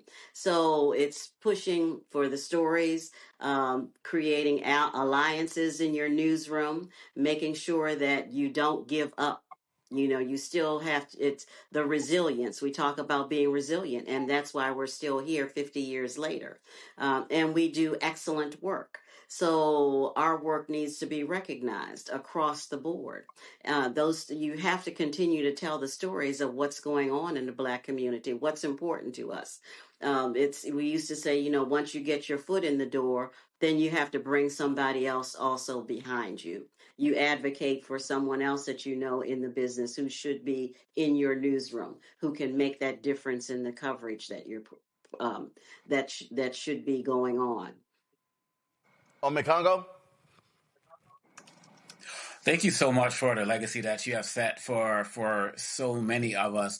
My question regards AI. How do you see the future of not only journalism, but particularly as it relates to black journalists getting their foot in the door when people are competing so much with AI and writing stories and newsrooms disappearing? Are you concerned about that? Have you experienced something like this similar in the past? What are your thoughts as it relates to that going forward? When the internet first came onto the scene in the mid to late 90s, there was concern that black journalists may lose jobs then. Every time there is a change in technology, something that can push things forward, there's always that concern. AI is a concern, but we're on the front end of it where we can also start to use it to tell better stories, to really ramp up the ethics and to know the difference. We also have to educate our readers too, and not just our readers, but also our viewers, so they know the difference between a voice that's not authentic. And that's one of the big differences that we as black journalists have. We have authentic voices. We can use AI to enhance our stories, but use it, making sure that we're being ethical about it. I don't see it as something we should fear, but something that we should really learn how to use and do better work. to expand what we're doing, to reach other people who aren't really connected to us. So I think we should see it as an opportunity and take advantage of it. Teresa. Thank you so much for coming on. You know, I'm here in the city of brotherly love and sisterly affection. So I definitely do see the work that we do locally and nationally. So thank you so much for your initial service and continued advocacy. I think one of my concerns is always in the DEI and minority space, as I do run a business. And I was wondering about the advocacy, you know, especially with all the slice coming down from the federal level of the lack of using the term diversity, equity, and inclusion. Wanted to see like what maybe in a BJ's role would be on advocating to make sure that minority businesses still have a seat at the table. Well, I'll actually, before Sandra jumps in, since I'm back on the board as Vice President Digital, it is different. It's a huge change. Mm-hmm. We saw a dramatic decrease in the number of companies recruiting at our convention in Cleveland this year compared to last year.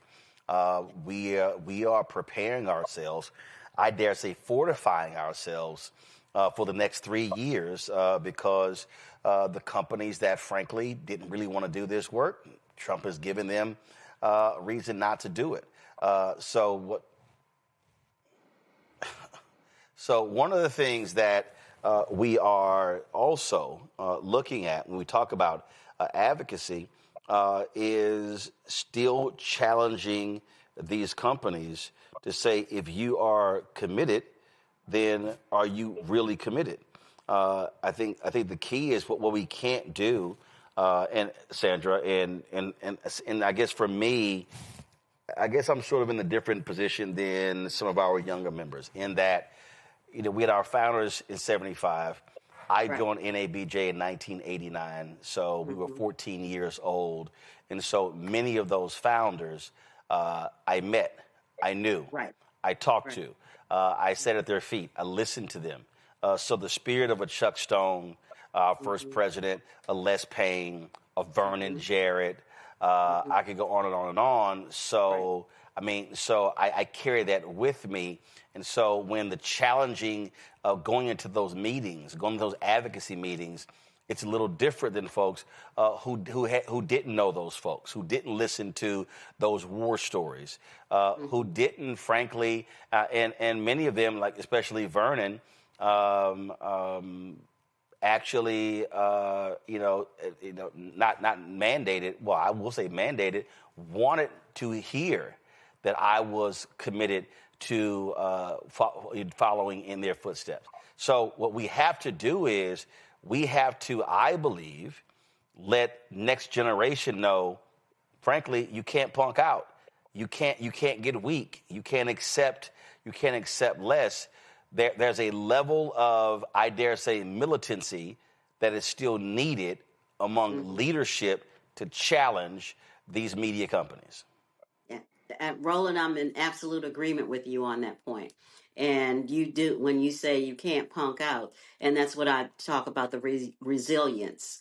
And we have been resilient. We did not give up. There's a number of times I thought I should have gotten a promotion, did not get it. I didn't quit the business. I hung in. I came around and tried to do it, come in a different way. When I did leave the Philadelphia Inquirer in 2011, I was a vice president for news for the Inquirer and for the Daily News. And that was also a period in 2011 when you were starting to combine news desks and copy desks and how we produced newspapers. So again, change in the business and how we did things, but we can't. We have to hang in. If we don't continue to tell our stories, then somebody else is going to tell that narrative. And that's not what we want. And from the very beginning, we wanted to be able to tell our stories, make sure that we are there. And also, NABJ does include people from the Black press. And the Black press has been there for almost 200 years now, telling stories of what's going on in the Black community and how we've been impacted. I've also worked for the Black press. I've almost 10 years spent time at the Tennessee Tribune and telling stories and getting a different perspective of what it was like from those freedom riders who are now dying off. But their stories of what they did on to push us forward as well. So I came up with this idea that our board accepted this Jubilee Endowment campaign because where we are now is we've spent all of these years, Sandra, fighting for African Americans to be in these places. And listen, we've got individuals who are NABJ members who are making $3, $4, $5, $8, $10, $20 million. And the reality is we now have to look inward. So one of the things that we've done with this, the goal is to raise $15 million over 4 years. Over the past 50 years, we've had different people talk about we need an endowment. We have investments, but we do not have an actual endowment. Part of this is that they have what I call a golden circle. And that's to get 100 individuals or corporations to contribute a minimum of $100,000 each. If 100 folks do that, that'll raise $10 million. So we're two-thirds the way towards our goal. And that's a $25,000 commitment each year. I've said to many of those folks, look, you need the tax breaks. So you're going to give your money away to somebody, so you might as well do NABJ. But this is one of the things that I have been saying on this show for a very long time, and by getting back on the board and why we have to do this is because in this moment where Black institutions, as I keep saying, is that MAGA wants to defund Black America. This is where we are going to have to fortify Black institutions. I would love for Mackenzie Scott, who's given more than $700 million to HBCUs. Would love for her to cut a check to NABJ. But look, I don't even know how to reach her. But the bottom line is we have to have members of our organizations, whether it's NABJ, whether it's National Society of Black Engineers, whether it's National Black MBAs. We need to have members who are ensuring the future survival of our organizations. And that's why we have this endowment campaign. Yeah, and I think it's a great campaign, and I think it will push us forward for the next 50 years. It is still amazing to me that we have survived. We're still here. We're thriving. We grew from 44 members to over 4,000 in this 50 years. And we're still attracting new members. Young people are still coming into the organization, depending on us for scholarships, for training, training not just on an entry level, but also training to move up into your newsroom, to run a newsroom, to run a company. All of those things are depending on us. So this endowment, you're right, will fortify us, help us go forward and be an even stronger organization as we head toward move into the future. Well, as always, I remember we were at, I forgot which convention, and Barbara Sierra was the president, and she gave me the President's Award. And I stood up and I said, guys, as an alpha, we never have any events where we don't recognize our seven jewels. I said, and we have too many NABJ events with founders sitting in our presence and we don't even recognize them. So so folks started changing that after that. I said, that should never happen. So I'm always appreciative of the folks who paved the way for those of us to be able to be NABJ members now, today. And so, Sandra, thanks for your service. We appreciate it. And we're going to keep walking in those footsteps, giving them hell. All right. And thank you, Roland. I appreciate all that you do. And as in that documentary, Norma Wade Adams said, the torch has been passed and the young people picked it up. You picked it up and then we're still passing it on to that next generation. So it's greatly appreciated. Absolutely. I appreciate it. Thanks a lot. All right. Thank you. Folks, if you want more information on the NABJ Jubilee Endowment Campaign, go to the NABJ website at nabjonline.org. Go to my iPad. Come on. This is the campaign. If you go to nabjonline.org, you got more information. And we'll be adding the links very soon. Trust me, I'll be calling the national office. So if you want to make a contribution to the endowment campaign, you can. Let me thank Teresa, Raven, and Ome Congo for being on today's panel. I certainly appreciate it. Thank you so very much, folks. Great to see y'all. Coming up next, a great conversation. DeMaurice Smith, former head of the NFL Players Association, executive director. I will chat with him about his new book, Turf Wars. It is an unbelievable book. And if you think you understand the NFL and pro sports, I can guarantee you, you do not want to miss this conversation. Next, right here, Roland Martin Unfiltered on the Black Star Network. This week on A Balanced Life with Dr. Jackie, we're talking about the ups and the downs of the holidays, the ebb and flow of life, those things that keep us running and gunning. But you know, there comes a time in each of our lives where we need to just sit down, sit back, and relax, giving you a chance to really find out who you are and how you're going to move your life forward. How do I learn? How do I grow from this? And that's where, resilience comes. So I'm literally walking this out in real time. It's just giving myself all the grace, all the space, all the permission that I need. We're talking about all of these things this week on A Balanced Life with Dr. Jackie here on Black Star Network. If in this country right now, you have people get up in the morning and the only thing they can think about is how many people they can hurt, and they got the power, that's the time for mourning. For better or worse, what makes America special, it's that legal system that's supposed to protect minorities from the tyranny of the majority. We are at a point of a moral emergency. We must raise a voice of outrage. We must raise a voice of compassion. And we must raise a voice of unity. We are not in a crisis of party versus party. We are in a crisis of civilization, a human rights crisis, and a crisis of democracy itself. And guess what? You've been chosen to make sure that those that would destroy, those that would hate, don't have the final say, and they don't ultimately win. Now that Roland Martin is willing to give me the blueprint, hey, Cyrus, I need to go to Tyler Perry and get another blueprint because I need some green money. The only way I can do what I'm doing, I need to make some money. So you'll see me working with Roland. Matter of fact, it's the Roland Martin and Cheryl Underwood Show. Well, should it be the Cheryl Underwood Show and the Roland Martin Show? Well, whatever show it's going to be good.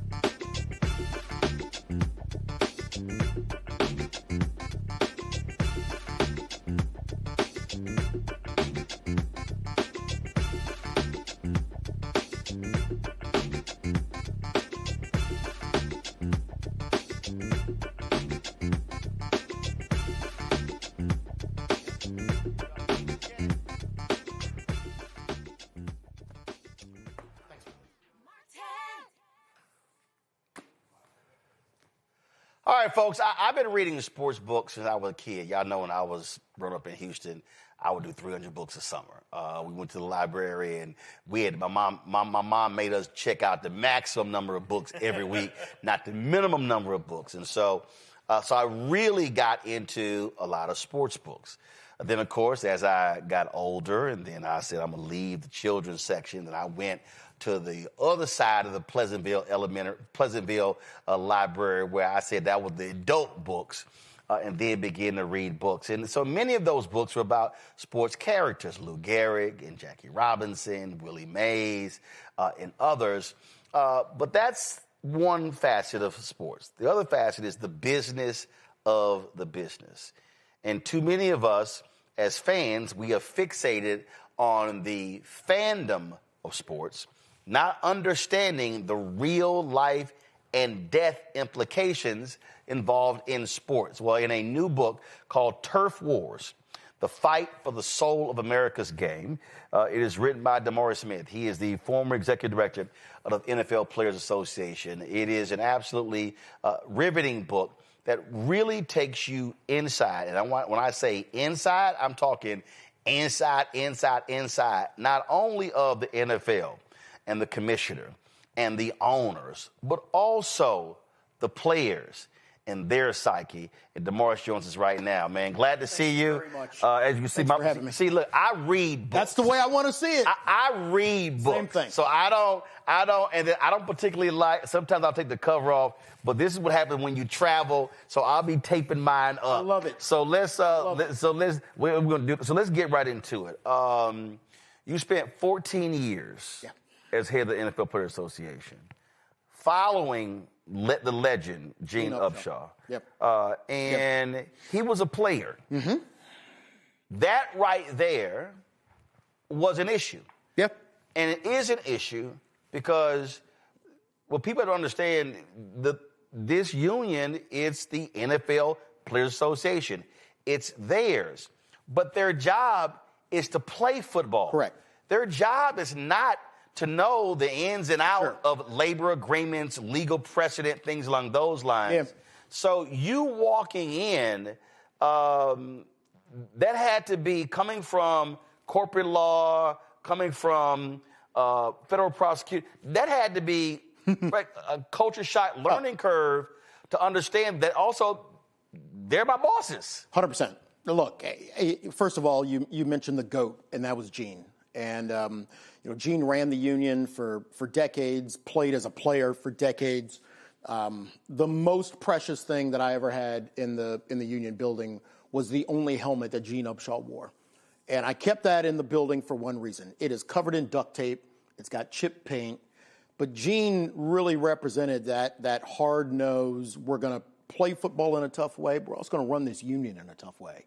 And that's the way that I wanted to run the union. And coming in from, like you said, 10 years as a prosecutor, another 10 years representing big companies, it's a bit of a culture shock. The players are young, and they love playing the game. For almost all of them, it's also their first job. Right. Right. And I think, it took me a while to start giving them a little bit more of a cushion, a little bit more of a grace. But, I remember my first job working at a restaurant sub shop, and you realize in your first job that the boss doesn't care for you. The players of the National Football League sometimes have to be shocked out of this complacency that they're joining a family. Right. That they're part of the Jets family, that they're part of the NFL family. Well, we just saw it, and I text you. Oh, yeah. Is it T. Higgins? Yeah. So this brother, concussion. Yeah. They put him back into the game, and then when it's over, he's giving an interview, he said, well, I got to be there for my guys. And you're like, no. Dude, okay, no. You're going to have another 20, 30, 40, 50 years of life. You may not be present for your family. 100%. And that's the culture you have to break them out of. And look, we put in the new concussion protocols in 2011. It was not popular. It certainly wasn't popular with fans. It's still not. Still not. But I did see a change, which when we texted back and forth about that the other day, that's the slip back that I'm starting to see. 2011, we put in these protocols. It's a year or two before players get their heads around them. But slowly, players start to understand, wait, this is a job. I'm a husband. I'm a son. I'm a father. I'm going to have a balance of my life, not playing football. But remember, 2011, what you also had, these back-to-back of players killing themselves. We did. CTE. So it was constantly. Well, and we drilled it in. There you go. And we drilled it in. And look, almost famously, when I texted you back, near the end, we were in a situation where a doctor put Tua back into the game. Miami Dolphins quarterback. And we opened up, I authorized an investigation of exactly how did he make that decision to put him back in. And when that doctor refused to participate in the investigation, I fired him. Everybody lost their minds, especially the league, especially the doctor. But again, Roland, hey, look, you have one job. Right. Your job is not to be a fan. First of all, you are a doctor. You're a doctor. You have a Hippocratic oath. Just do the Hippocratic Oath and we're good. But what we learned with Dr. Omothalo, what we learned with even the movie that came out, what we learned is that the doctors were operating like they were fans. 100%. The doctors were not operating as these independent medical. It was kind of like, no, you work for the team. Or for the league, or your hospital is the official partner of the team, and so your job is not to the well-being of the athlete; is to get his butt back on the field fast as possible. I'll give you one further, and it sounds like the punchline to a joke. When I took the job in 2009, the head of the league's concussion committee was a rheumatologist, not a neurosurgeon, a rheumatologist. He was the one that tried to block Dr. Amalu's studies, and I was the first one that hired Bennett into the NFL family because I wanted him to tell us how do we build a new set of structures to keep players safe.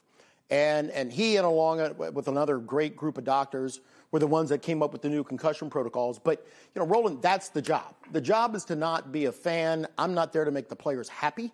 I'm not there to make the owners happy. Sure as hell. My job is to try to make the players better. Right. And that culture change means correct. And that means you're fighting everybody.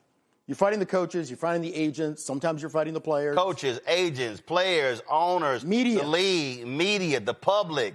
Because, again, your job is, my job is to make you as much money 100%. as long as possible, keep you healthy, to get you back to your families. 100%. And hopefully that you live a much better, more productive life after you've been playing with a ball.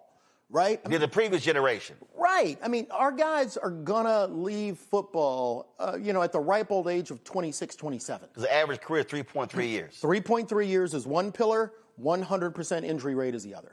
And that's how I saw my job. Two pillars, I'm going to do my job right between those two pillars. And frankly, sometimes let everybody else be damned. One of the things that jumped out at me when you said, first of all, you said, I'm not here to be a fan. So when you meet with Roger Goodell, and he takes off his lapel pin, and he slides it across the table, and he says, welcome to the league, and you slide it back because you're not joining the league. No. And I think that is, a lot of people probably will be shocked to hear that, and you lay it out. No. I am here to represent the Players Association. That's it. I am not... I don't want to hear that shield crap, protect the shield. No, I protect these guys. No. Every time someone says the shield, it still makes my stomach roil. Yeah. I'm not there for the shield. No, I mean, my job is to be literally myopically focused on what is in the best interest of the players. And that simply means, to a certain extent, you can't be a fan of the game. And for me, I was a huge, you come out of the womb here, you root for the Washington football team. You do. But I realized that there was an inconsistency between me being a fan of the game and me having a responsibility only to the players. And you can't do both. And I think for the time that people try to juggle both, I think that's when it gets sideways.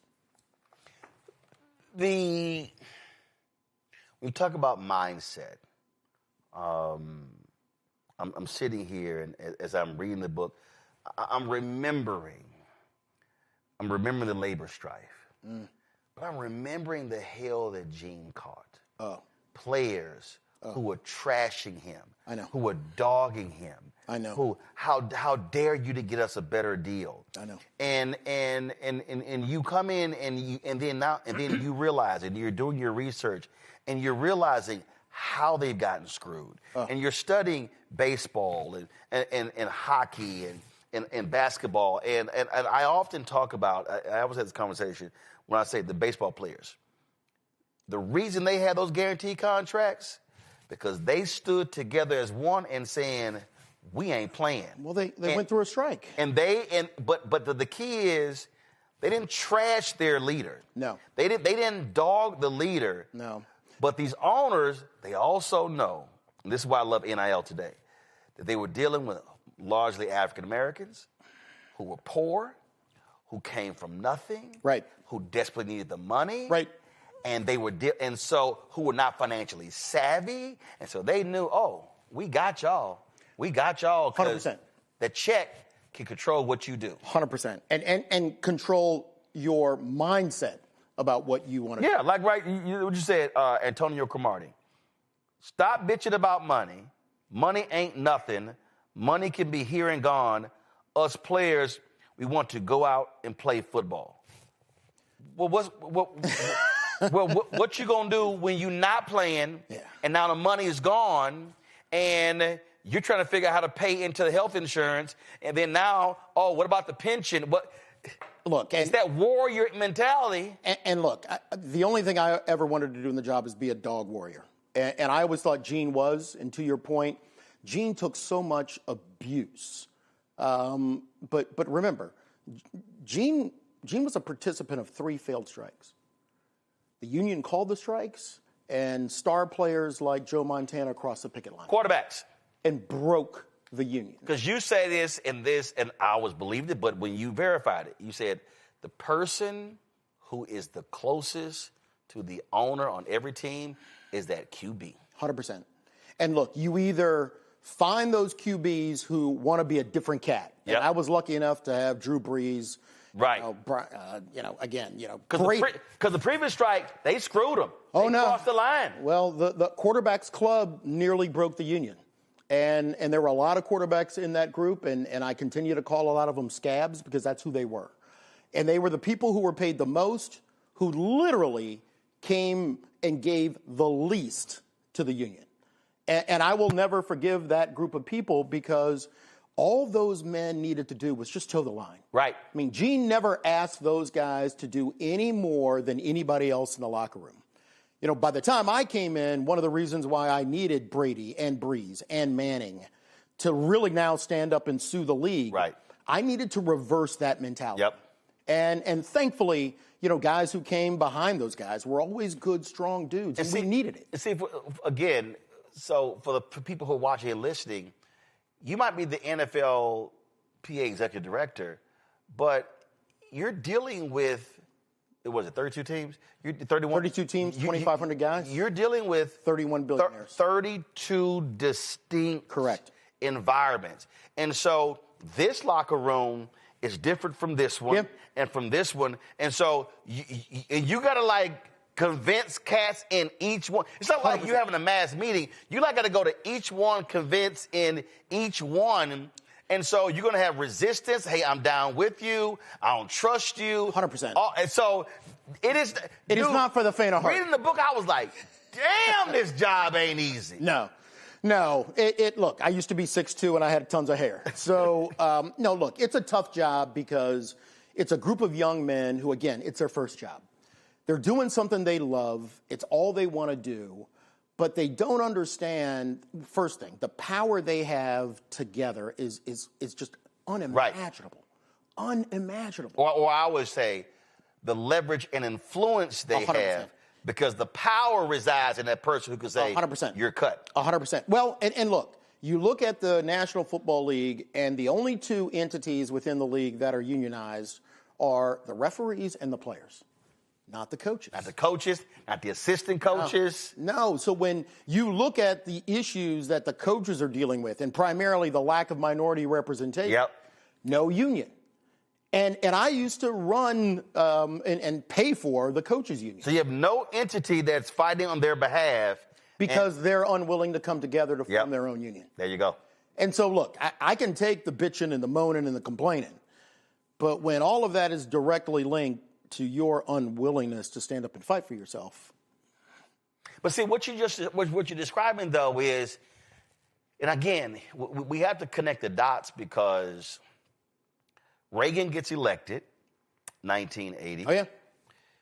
Anti-union. First thing that fires the air traffic controllers. 100%.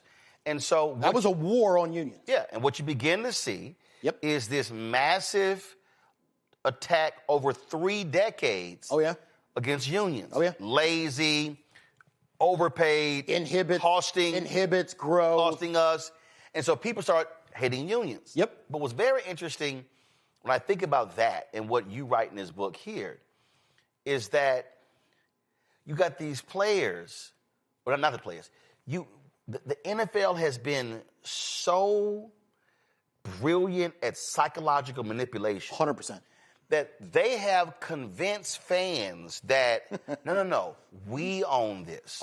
And so when said player holds out, right? How dare you? You're hurting the team, right? Your teammates. You're letting the city down, all this sort of stuff.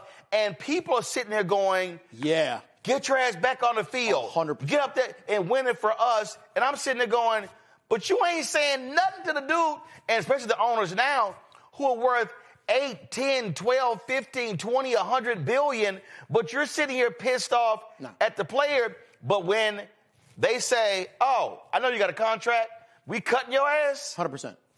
No, look, the manipulation is insane. Well, look, and it's also, let's just call it the way it is. It is absolutely perpetrated by the league's TV partners, right? They just are. And so the way that I've always told players is, look, when you go down on that field and you can't get up anymore, every fan will give you the tepid applause. Oh, yeah. Thank you very much. But you know what? No one's coming to your house to make sure you've got health care. Nope. No one's going to make sure that your brain isn't scrambled. No one's going to hope that you're not going to function with CTE or Alzheimer's later on in your life. So at the end of the day, the only group of people who are there to take care of us is us. Or the case of the young kid, Jordan Travis. No. Massive injury to Florida State. This dude, listen, that injury cost that kid 100%. 100, 200, 300 million. Easy. Goes to the Jets, can't play, medical retirement. That one injury. And so you're yelling in college. Right. Run the ball, run. Guess what? You're excited, but you got to go home. His whole life changed with that fracture. Look, and look, is there anybody in the FBS asking the group of players, hey, do you want to add one more game to this playoff? Of course not. There's no one saying, hey, what's in the best interest of the players where, hey, man, you got to catch one more punt before you make it through the gauntlet of college football, then the gauntlet of everything connected to trying to get into the league like the combine, get into the gauntlet of training camp so that you can sign your first contract.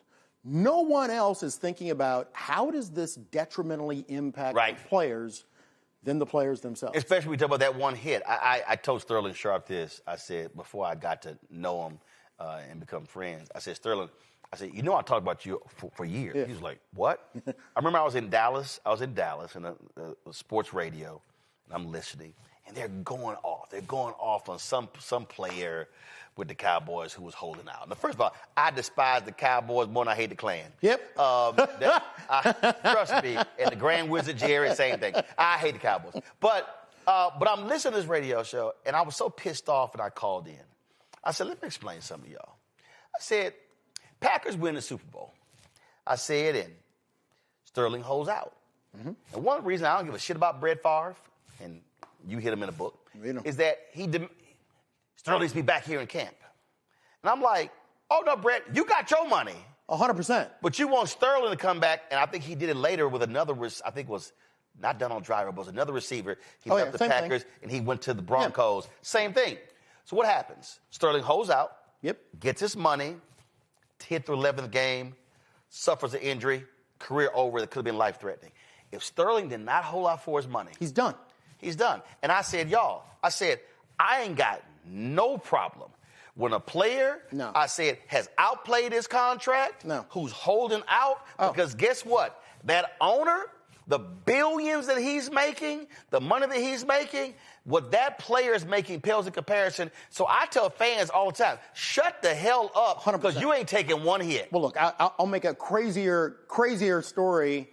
Joey Bosa, Mr. Trump had at the end of the thing. When Joey Bosa went to the Chargers, getting ready to sign his rookie deal, the Chargers put all sorts of language into his contract that, frankly, just was not good for the player. Right.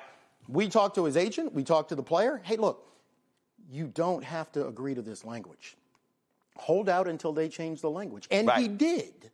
So, again, you're talking about a guy at the end that, Joey's politics are Joey's politics. But when it came time for the union to protect him. Who did?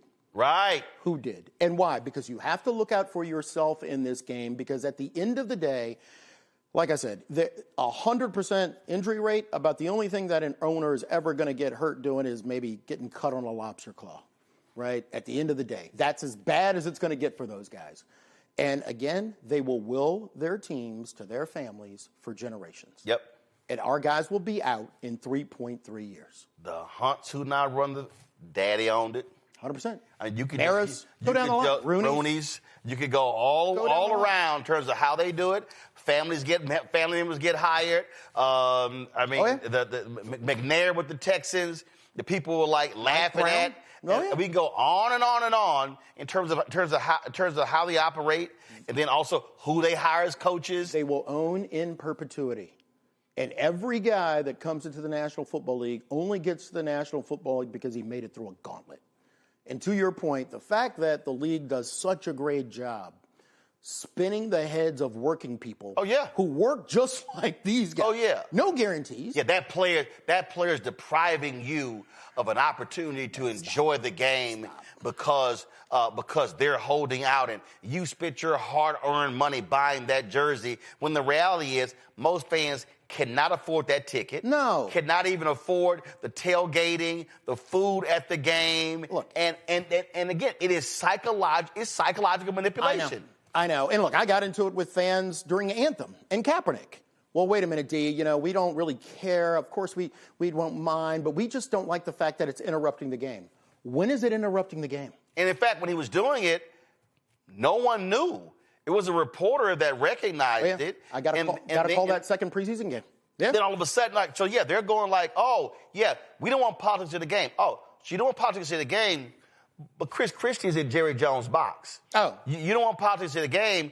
I ran into Herman Cain at the Texans game in the tunnel, and I said, "Yo, Herman, when you coming on my show? Why you scared?" So it's like people understand. Oh, you don't want politics in the game, but it's always been in the game. But this stadium was built with political city, county. Come on. Of course. 1933, the owners ban NFL players who have been in the National Football League from the start. Ban them. Political decision.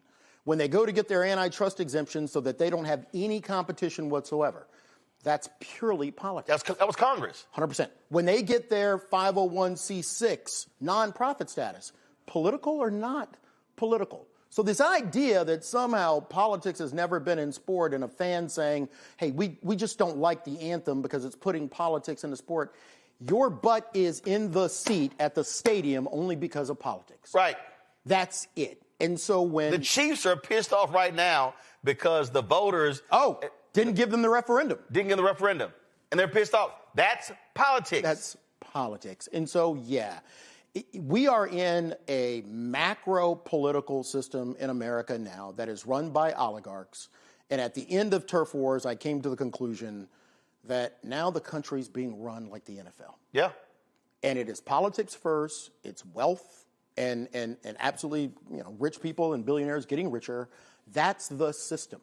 And if people just don't wake up and understand that this is just a money play, this is a power play. Yeah. That's why I wanted to write Turf Wars.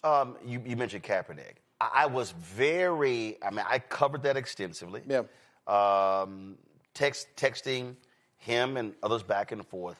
But I was shocked reading your book at how he wasn't even talking to y'all. And the reason I remember that vividly, because the protest and people who were involved in it. Yeah. I remember the conversations, and folks were like, "Well, okay, dude, are you in this? Are you not? Right. Are you leading this? Are you not? Like, what are you doing?" And then, so you don't want people wearing jerseys and going to games.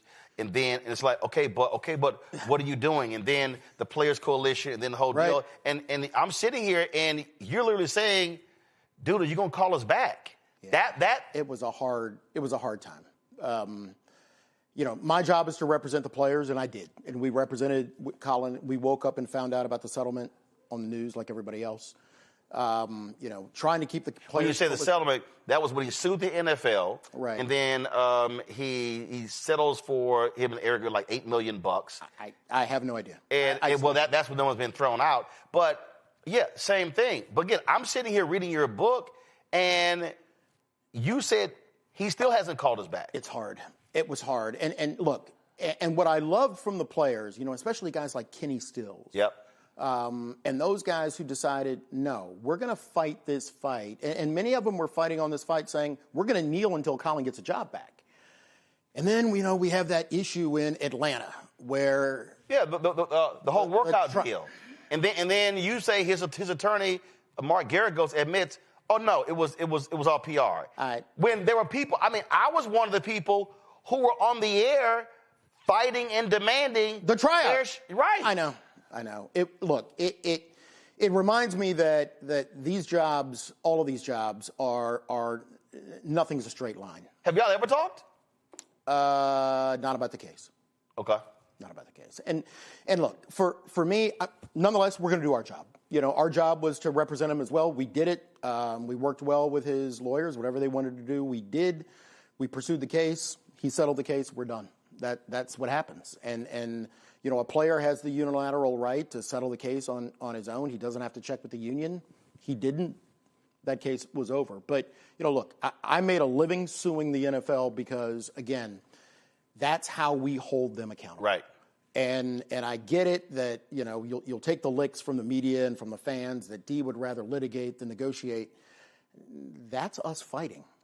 That's how we fight. But also you have limited pathways to holding the league accountable. So it's not like, first of all, I think what so many people don't understand is they see Roger Goodell. Right.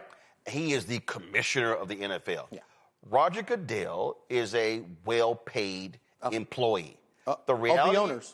The reality is, no, there are 32 owners right. who control the league. 100%. And it's only really a handful of them. So all this stuff about, how he's the face, all this sort of stuff. No, he has bosses. 100%. And look, Roger's extremely well paid.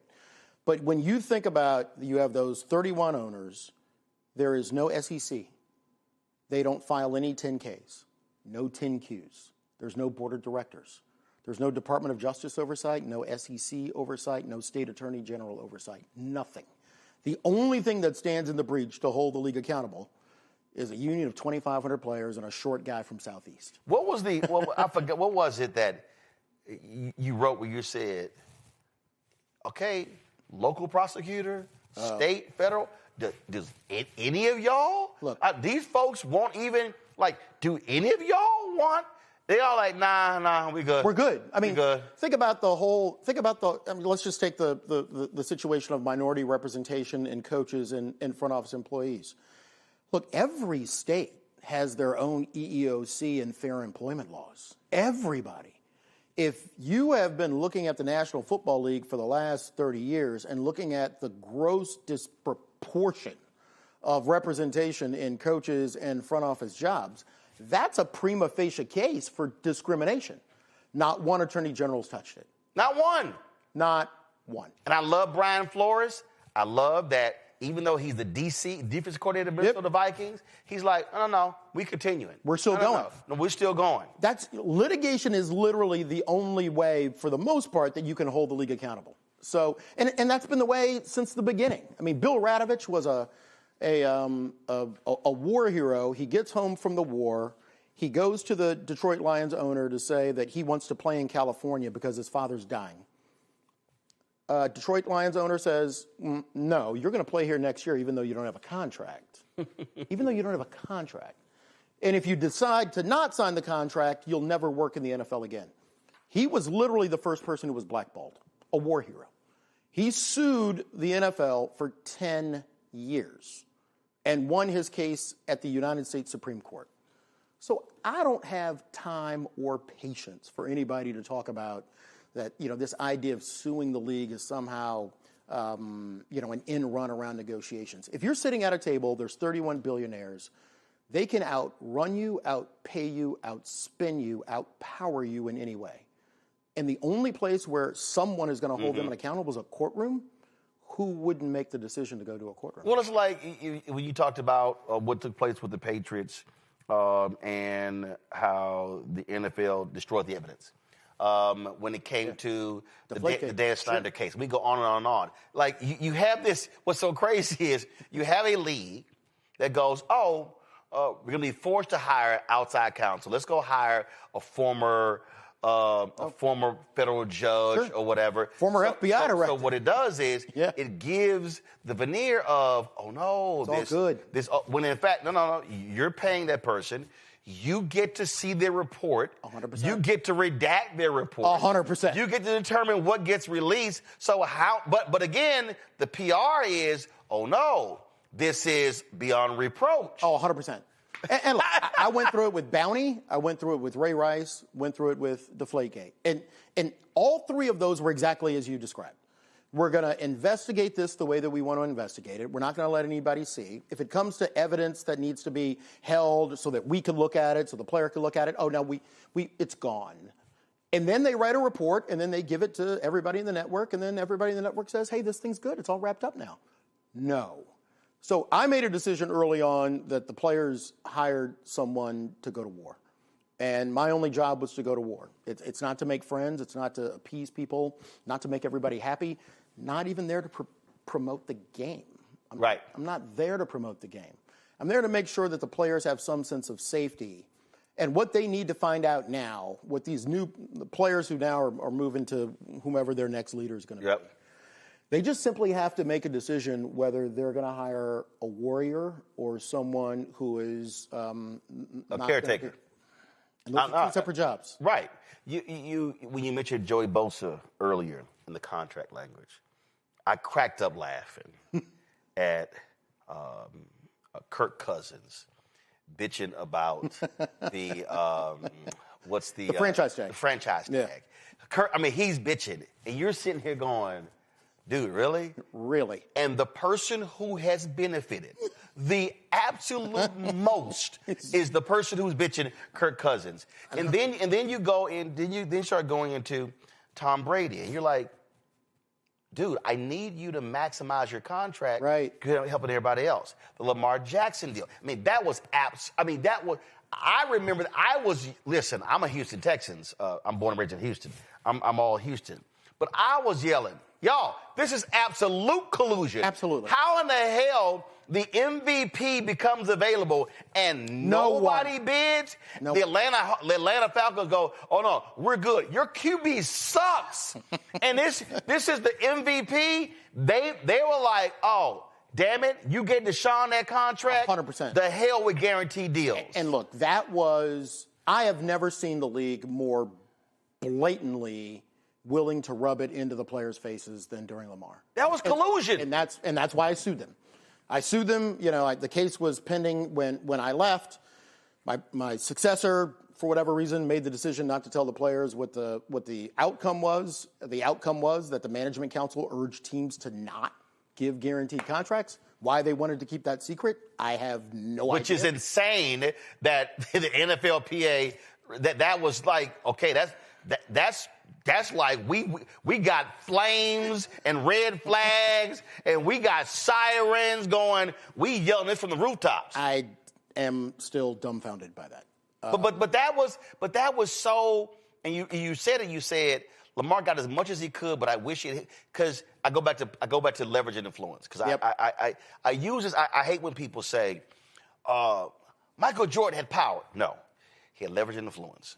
100%. When Abe Powell fired his ass, Michael learned what power was. 100%. And so we were all here for that one. Oh, I use that example all the time. Oh, yeah. And I say that, and so that was a case where, and when you argue what you wrote in the book, well, Lamar could have said, until you put a guaranteed deal on the table, I'm not playing. And we get X number of years. Yep. You don't want something to go by. Yep. But the reality is, that's the war. The guys today, they have to, some of these guys are going to have some Oscar Robertson, some 100%. Kurt Flood, some Spencer Haywood. Some dog. In them to say some dog. That, no, if I do this, this is literally changing the game for the next 50 years. Well, look, and I was lucky enough to have a lot of those guys in 2011. You know, when Drew and Peyton and Tom decide to put their names on that thing to sue the National Football League. I love that my fellow Aggie, Von Miller, called you. When he called me. Dude, not even in the league. Not even in the league. Not even in the league. Not even drafted yet. That dude called me on my cell phone, hey, D, I want to be a part of this. We need those guys. Somebody has to find those guys for the next 15, 20 years, because what's going to happen, because I know the owners and I know the way they operate, they're going to try to roll all of this back. Yeah. And they're unhappy about a lot of the current deal right now, mostly because a lot of teams are spending above the salary cap. That's the way we structured it. I'm not mad. Spend as much as you want. Because you wrote about how a lot of these teams were under it, and they were just sitting there pocketing that money. Oh, yeah. They were just like, we're going to be competitive. We're just going to keep, and we'll keep going. Well, when you think about the teams, and again, fans were conditioned to believe, well, of course everybody's spending the salary cap because everybody wants to win the same amount. No, they don't. The fact that you had more than 10 teams spending less than 80% of the salary cap or 85% of the salary cap for decades. It's a third of the league. It's unbelievable. So now, when they declared war on us in 2011, guys stood up. And guys like Vaughn, Legion, Mike Vrabel was like a hardcore union guy standing up. And we found those people to stand up and fight. This new group of players are going to have to find a group of players who want to fight and then pick the right executive director that matches their will. Yep. Instead of potentially getting it the other way around. I really need you to explain to people. I mean, when Robert Kraft, who you talk a lot in this book, when he went on CNBC and said, oh, yeah, it's socialism. And Joe Kernan, hardcore MAGA, well, no, don't say that, because this is before the Mamdani election. Right. Kernan, no, don't say that. And then Kraft tried to dance out of it. And it's like, no.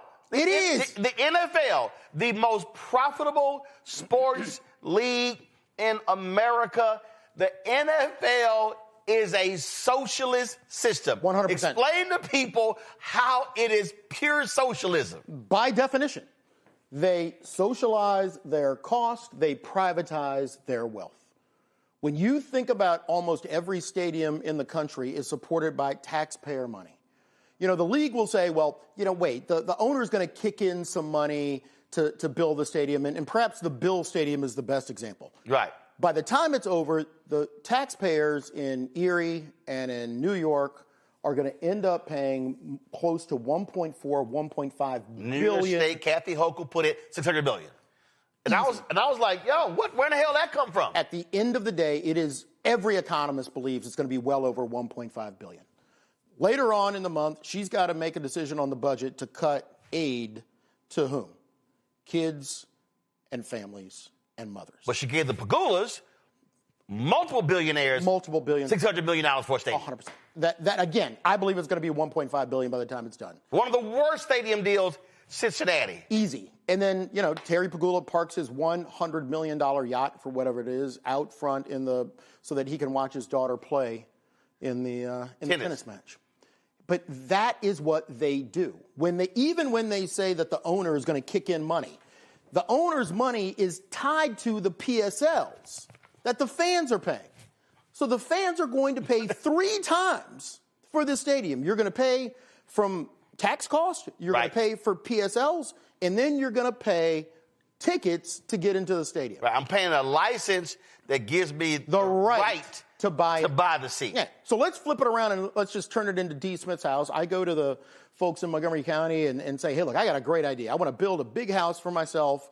The only thing I need is the city or the state or the county to give me the land to build the house on. That's all I need. After that, I'm going to charge people to come in every time they come into my house. And also, it would be great if I got the taxpayers to also, pay for the building. Everybody would laugh. I'm sorry. And also, if I'm looking for any lawn maintenance or any upkeep, you also are going to pay for the renovation. All of it.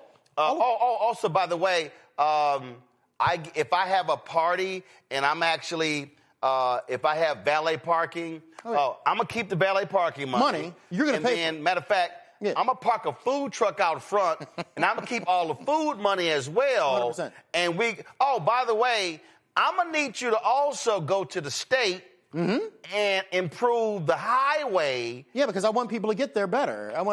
And then, by the way, we'll top it off with we need all the first responders and all the police officers to get paid overtime to protect my house.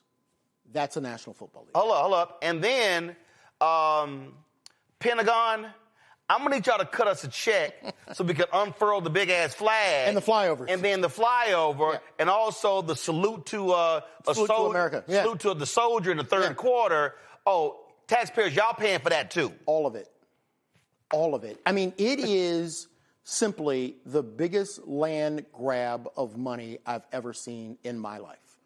And you sit there, and then you get to a negotiation session with a group of owners. And you and I, if we were able to pull off such a scam like that, we would be thankful. We would just be thankful.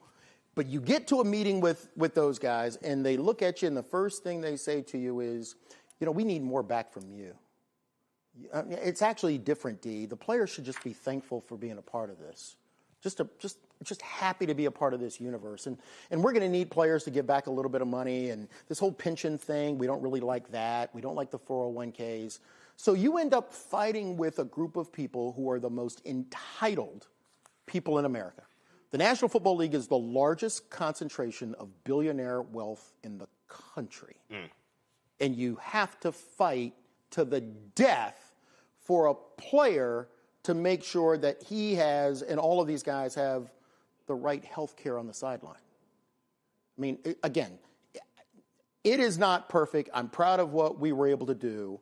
But the fact is, it comes with just hand-to-hand combat that I now worry that a group of players don't understand, that legions of players fought that hand-to-hand combat just to make sure that you have the locker room that you have today. Well, and even when you talk about, what was it? I literally just saw the report where the league is pissed off with the NFL players' annual survey over the quality of the facilities. And you're not supposed to make this public because the report comes out every year. This team facilities suck.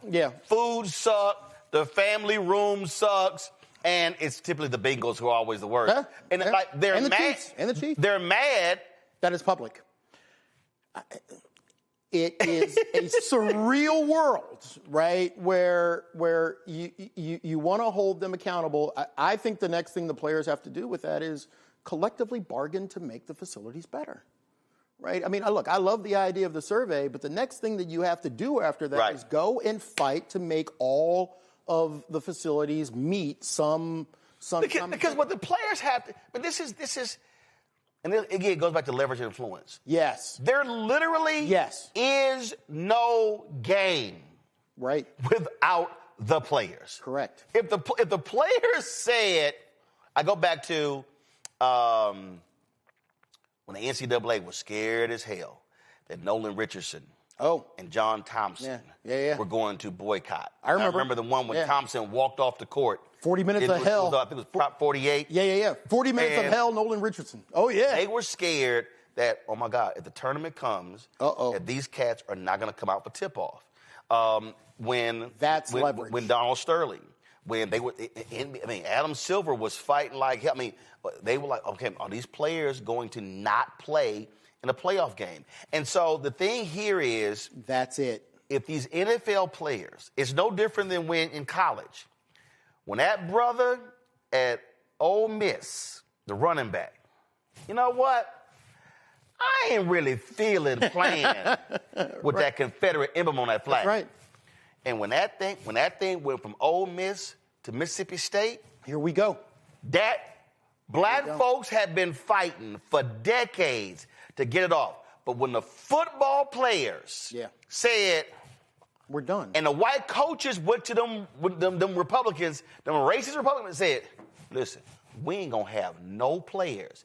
That damn flag was changed. 100%. And this is where if black players, that level of consciousness to say, we can change all this, but as King said on April 3rd, 68, has to be collected. 100%. Has to be collected. And look, I used to tell the players, I'm so thankful that Dr. King didn't have Twitter, because everybody would hashtag a fist sign and a walk emoji, and nobody would have actually gotten into the streets. There comes a time when you have to get into the street. Because when you look at union rights, rights for women breaking the glass ceiling, civil rights, none of that was bestowed upon us. No. Someone had to actually get into the street and march. I just did a book thing at the Birmingham Civil Rights. People died. Most labor laws today are a result of people dying. Of deaths. 100%. I mean, you talk about the Triangle Shirtwaist Factory fire, those are deaths. You talk about Ludlow, deaths. The Voting Rights Act is linked to hundreds of deaths. Hell, you read about the whole DeMar Hamlin deal. They wanted to go back and play. 100%. And it was the players who were like, no, hell no. That ain't going to be a game. And that willingness to actually do something is what players across almost every league has to do. And look, I hope, for example, the WNBA players reach a good deal, but if they don't, they're going to have to demonstrate their willingness not to play. And I think out of all the sports leagues, man, I'll tell you right now, I've worked with those women in the past. They are killers. I dig them because they're willing to go to war.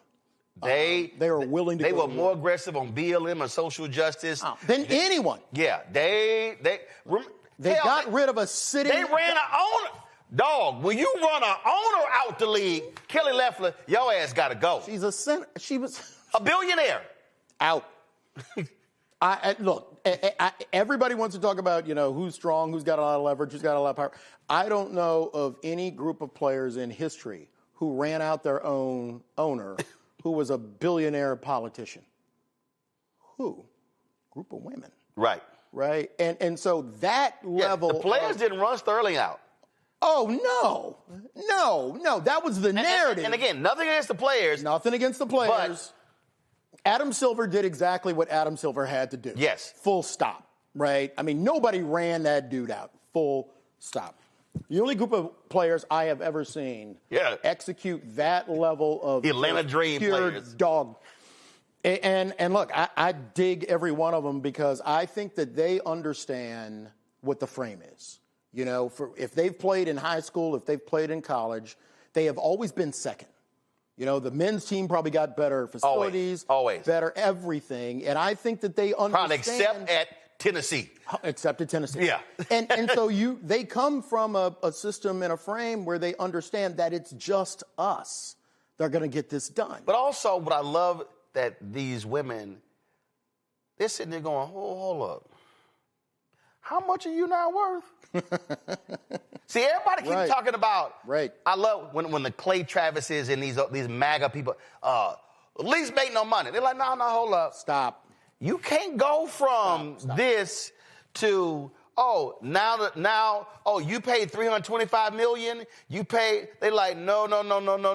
They're making money. We see what's going on here. 100%. We see how the game's playing. And they're like, and because the WNBA is so young, now with these rival leagues, they're like, the talent can go over here. Because for so long, if you were a woman basketball player, you actually made more money going overseas. Oh, 100%. So unlike in the United States where it's the NFL or bust, yeah, you can play overseas, but the NBA money is different from over there. Correct. They actually made more money in Poland and Russia than the United States. Look, so much so they tried to change the rule to say if you worked over there, you couldn't come back.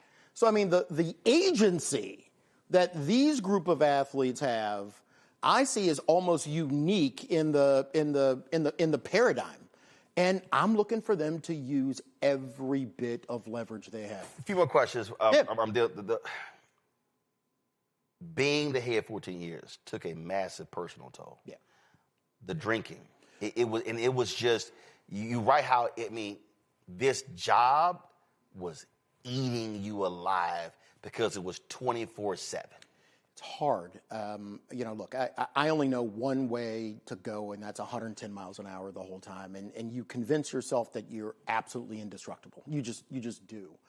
And it got to a point for me of, look, the way that my brain churns about everything that the league is going to do. I'm playing three-dimensional chess all day. Right. And unfortunately, all night. And it wears on you. And so for me, just to get to sleep at night, you're hitting a few martinis and a half a bottle of wine. And I thought that, it doesn't, look, for anybody who finds themselves in that situation and for people out there who have dealt with it, they all tell the same story. It doesn't jump on you one day.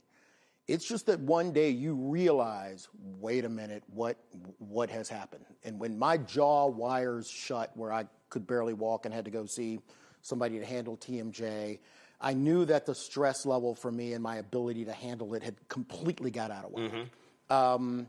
And that, look, that's born out of this belief that you're indestructible. But I think, for me, what led me there and some of the frustration that I had with some of the players, people who have not grown up in a sports paradigm, who have your background or my background, when you sit down and you write on a sheet of paper that, okay, let's just start off with the fact that there's 31 billionaires. And they control, and they have a way of controlling almost every political figure in their state. They have a PAC, and they can control almost every politician they want. Sure, we might be able to file a few lawsuits, but they have more money to spin these lawsuits into litigation forever. I've got a group of players who are primarily under the age of 23 years old. They play for 3.3 years. There's a part of you that in order to play the three-dimensional chess the right way, you actually have to become the lawyer for the other side and say to themselves, well, if I was running this, what would I do to D. Smith? I mean, you literally have to deal with the owners trying to put a former player right in the job that you got in Troy Vincent, who they then hire on their side. That was, you say, basically, they wanted to control the union 100%. by putting their own guy in. 100%. And again, go back to Gene Upshaw. Troy is out of the union because of Gene Upshaw. Because when Gene found out, that was Troy's last day. And Gene understood the stakes, I think, better than anyone. And in some respects, he was much stronger and a much more powerful leader than I would ever be. He was also willing to do things that I'm not sure I could do. I mean, when you think about Gene as the executive director, they call a strike. I mean, they call the play. The players, look, Gene doesn't make that call. The players make that. That's a vote. That's a vote. Right. And everybody decides we are going to pursue this strike. It's a majority vote. 100%, until we get what we want. And then again, players like Joe Montana cross that picket line and kill. I think Elway crossed too. Oh, yes. Yeah. Yeah. And so when the high-profile players killed that strike and killed that picket line, and that strike is over, who has to pick up the phone to call Paul Tagliabue to say, hey, by the way, you won, we lost, and now you have to beg to come back to work? Gene made that call. I'll be dead honest. I'm not sure I can make that call. I mean, I don't know how I would go through a strike that the players called only to watch it capitulate for other players. And then I've got to pick up the phone. Right. And I called Roger. Hey, how you doing? Hey, I know you broke our backs, but we want to come back to work. Gene made that call. And when he made that call, the owner said, sure, you know what, it's great. Why don't you all come back to work? But the first game this weekend, everybody's playing for free. That's what the league did. So, no, I don't have any and love he couldn't lost. Object. What do you do? You're lost. You've lost. So I know people, the Sports Business Journal, I think, just recently honored Gene as one of the most influential people, top 125 influential people. And I think he deserves it. Here's my question. I wonder how many people connected to the Sports Business Journal gave Gene his flowers while he was alive. Right. pump the brakes. Right. Right. And so I know Gene didn't get into this job to try to get accolades from people like that. I didn't, because I certainly saw what they did to Gene. And I saw the way that they did everything in their power to make him a false caricature. He got eviscerated. I mean, I remember reading stories. I remember seeing players curse him out and talk about that man like a dog in interviews. And when I took the job, I made the decision of I wanted to run the union the way that Gene would have run the union if he was an asshole prosecutor from D.C. And that's the way that I wanted to run the union. And because he was a former player, your deal is like, that ain't me. It's not me. It's not me. But I'll tell you right now, and I think one of the things Gene did that I didn't do, especially when it came to former players bad-mouthing Gene, I think the code of being a player, I think Gene kind of gave it a pass. Right. And let those players kind of say whatever they say. I'm not a former player. Yeah, no, you write about Russell Okong, you write about Troy, you put names Joe out Montana. there. Look, I'm not going to let you undercut the work that this union on behalf of the players has done. And by the way, I'm not going to let you undercut what those other players did. I mean, we've got hundreds and thousands of players who supported this union who lost their jobs fighting for this. So no, I'm not going to let you put out a false narrative that does a disservice to them. You were not only you retire, but you step down. Yep. They replace you. That person barely lasted. They're now in a conundrum. Yeah. You fought. There were people who you were fighting for. Do they reach out and say, D, give us some advice? Because to your point, listen, when these TV contracts are coming up, all that sort of stuff, you got to decide, who do I want? Do I want a pit bull in there swinging for us? And what they just went through, that was shocking. That I don't even know, it lasted a year. Almost two. I'm still at a loss about that. I don't, because you were not involved in the search, the replacement, none of that. No, and Roland, honestly, I mean, I spent more than a few months blaming myself for this because within 2 years of you leaving and you see things get so far out of whack, you can't help but blame yourself. And did you blame yourself because you thought I had positioned it in the proper way that they would make the right choice? I thought I had taught. Got it. And again, I always thought that my main job vis-a-vis the players was a teacher, right? Because you have to teach a group of people who've never had a job what this is. You've got to tell them about John Mackey. Yeah, but you also are teaching them, though, which is, again, this is a union, the intricacies of labor law. Yeah. You're teaching them finances. You're teaching them P&L responsibilities. I mean, you're talking about a $15, $20 billion, $25 billion. But even from the player standpoint, your budget ain't small. No, I mean, no. This is a multi-million-dollar union in a multi-billion-dollar industry. 100%. And you're facing 32 mega-billionaires. Yeah. And look, nobody should feel sorry for players because they have the wherewithal to go to war. I mean, that was what I left and built. I mean, they're sitting on probably $1 billion in cash. Players Inc. runs the union, so we can fight every case to the death as we would. But, for example, when it became public about the collusion lawsuit that somebody decided to keep secret from the players, two things jumped out at me. One, the collusion case, and let's one giant step back. Collusion goes to the heart of the relationship between players and owners. Yep. It is literally the third rail. And when you think about the baseball strike in 1994, that was pure leverage by the players. But the same thing that was going on at the time. They still hate Marvin Miller. That man to death. They still hate that. That man has passed away, and his name is a cuss word. And you know who was my mentor? Marvin. And they still hate him. And Marvin talks about. He hasn't been elected to a Hall of Fame. No, and let me say this: the last dude who cared about being in the Owners Hall of Fame was Marvin. But they're like, hell no. Because he led those players. That's the way I wanted to fight. And so, collusion being at the heart of this, the 1994 strike by the baseball players was important, but the same thing that was going on at the same time, 3 collusion cases.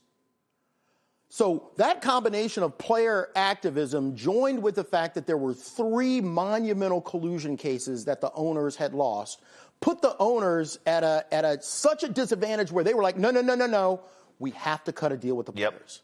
So this idea of taking a collusion case and not leveraging it to the benefit of the players is still stunning to me.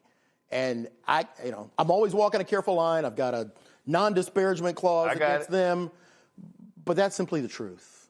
The collusion is the most important thing for any group of players to find and leverage. It led to free agency in 1993. John Mackey started the collusion fight in 1971. Kaepernick is a collusion case.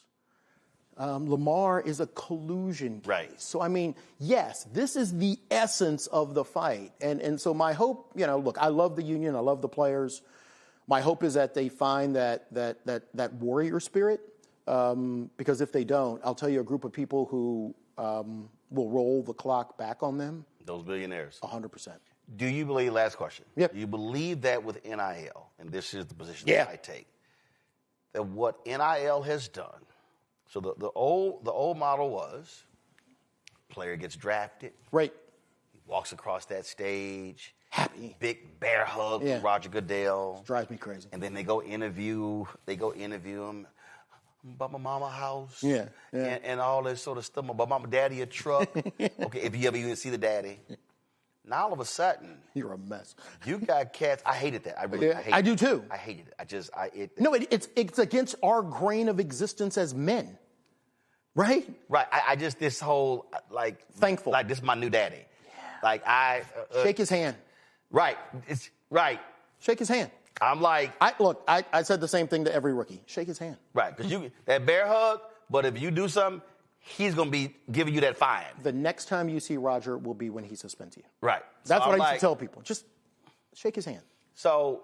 But I think you're right. With NIL, what you now have college freshmen, and now it's going down to high school. Yeah. Now it's going to junior high. You now have not only players who are now more financially aware. Yep. Now their parents are. Yep. So now you don't have the same player. And I agree with you. I think what's pissing these owners off is you gotta do now. I could make 4, 5, 6, 7, 8, 10, 12 million in college, so I don't have to sit here and be thankful. Right. I think NIL is changing a lot of this right here among a lot of these ball players, especially African Americans. Look, I think that's absolutely right, and I think that's the hope. I think the new mentality around labor unions in sport have to take into account that you're dealing with a new group of people who are more financially aware, have a higher level of agency, and hopefully have a different spirit that, whoa. I am going to take control of my own destiny. Right. And is that going to roil the owners? 100%. And again, I have my own theories about Shador, but I know that level of brashness, that level of I know how to play football. I've already got some money. I am going to come into this relationship on a purely equal transactional basis. Yes. That is something the owners do not like. Oh, and by the way, owners, my jersey's number 1. 100%.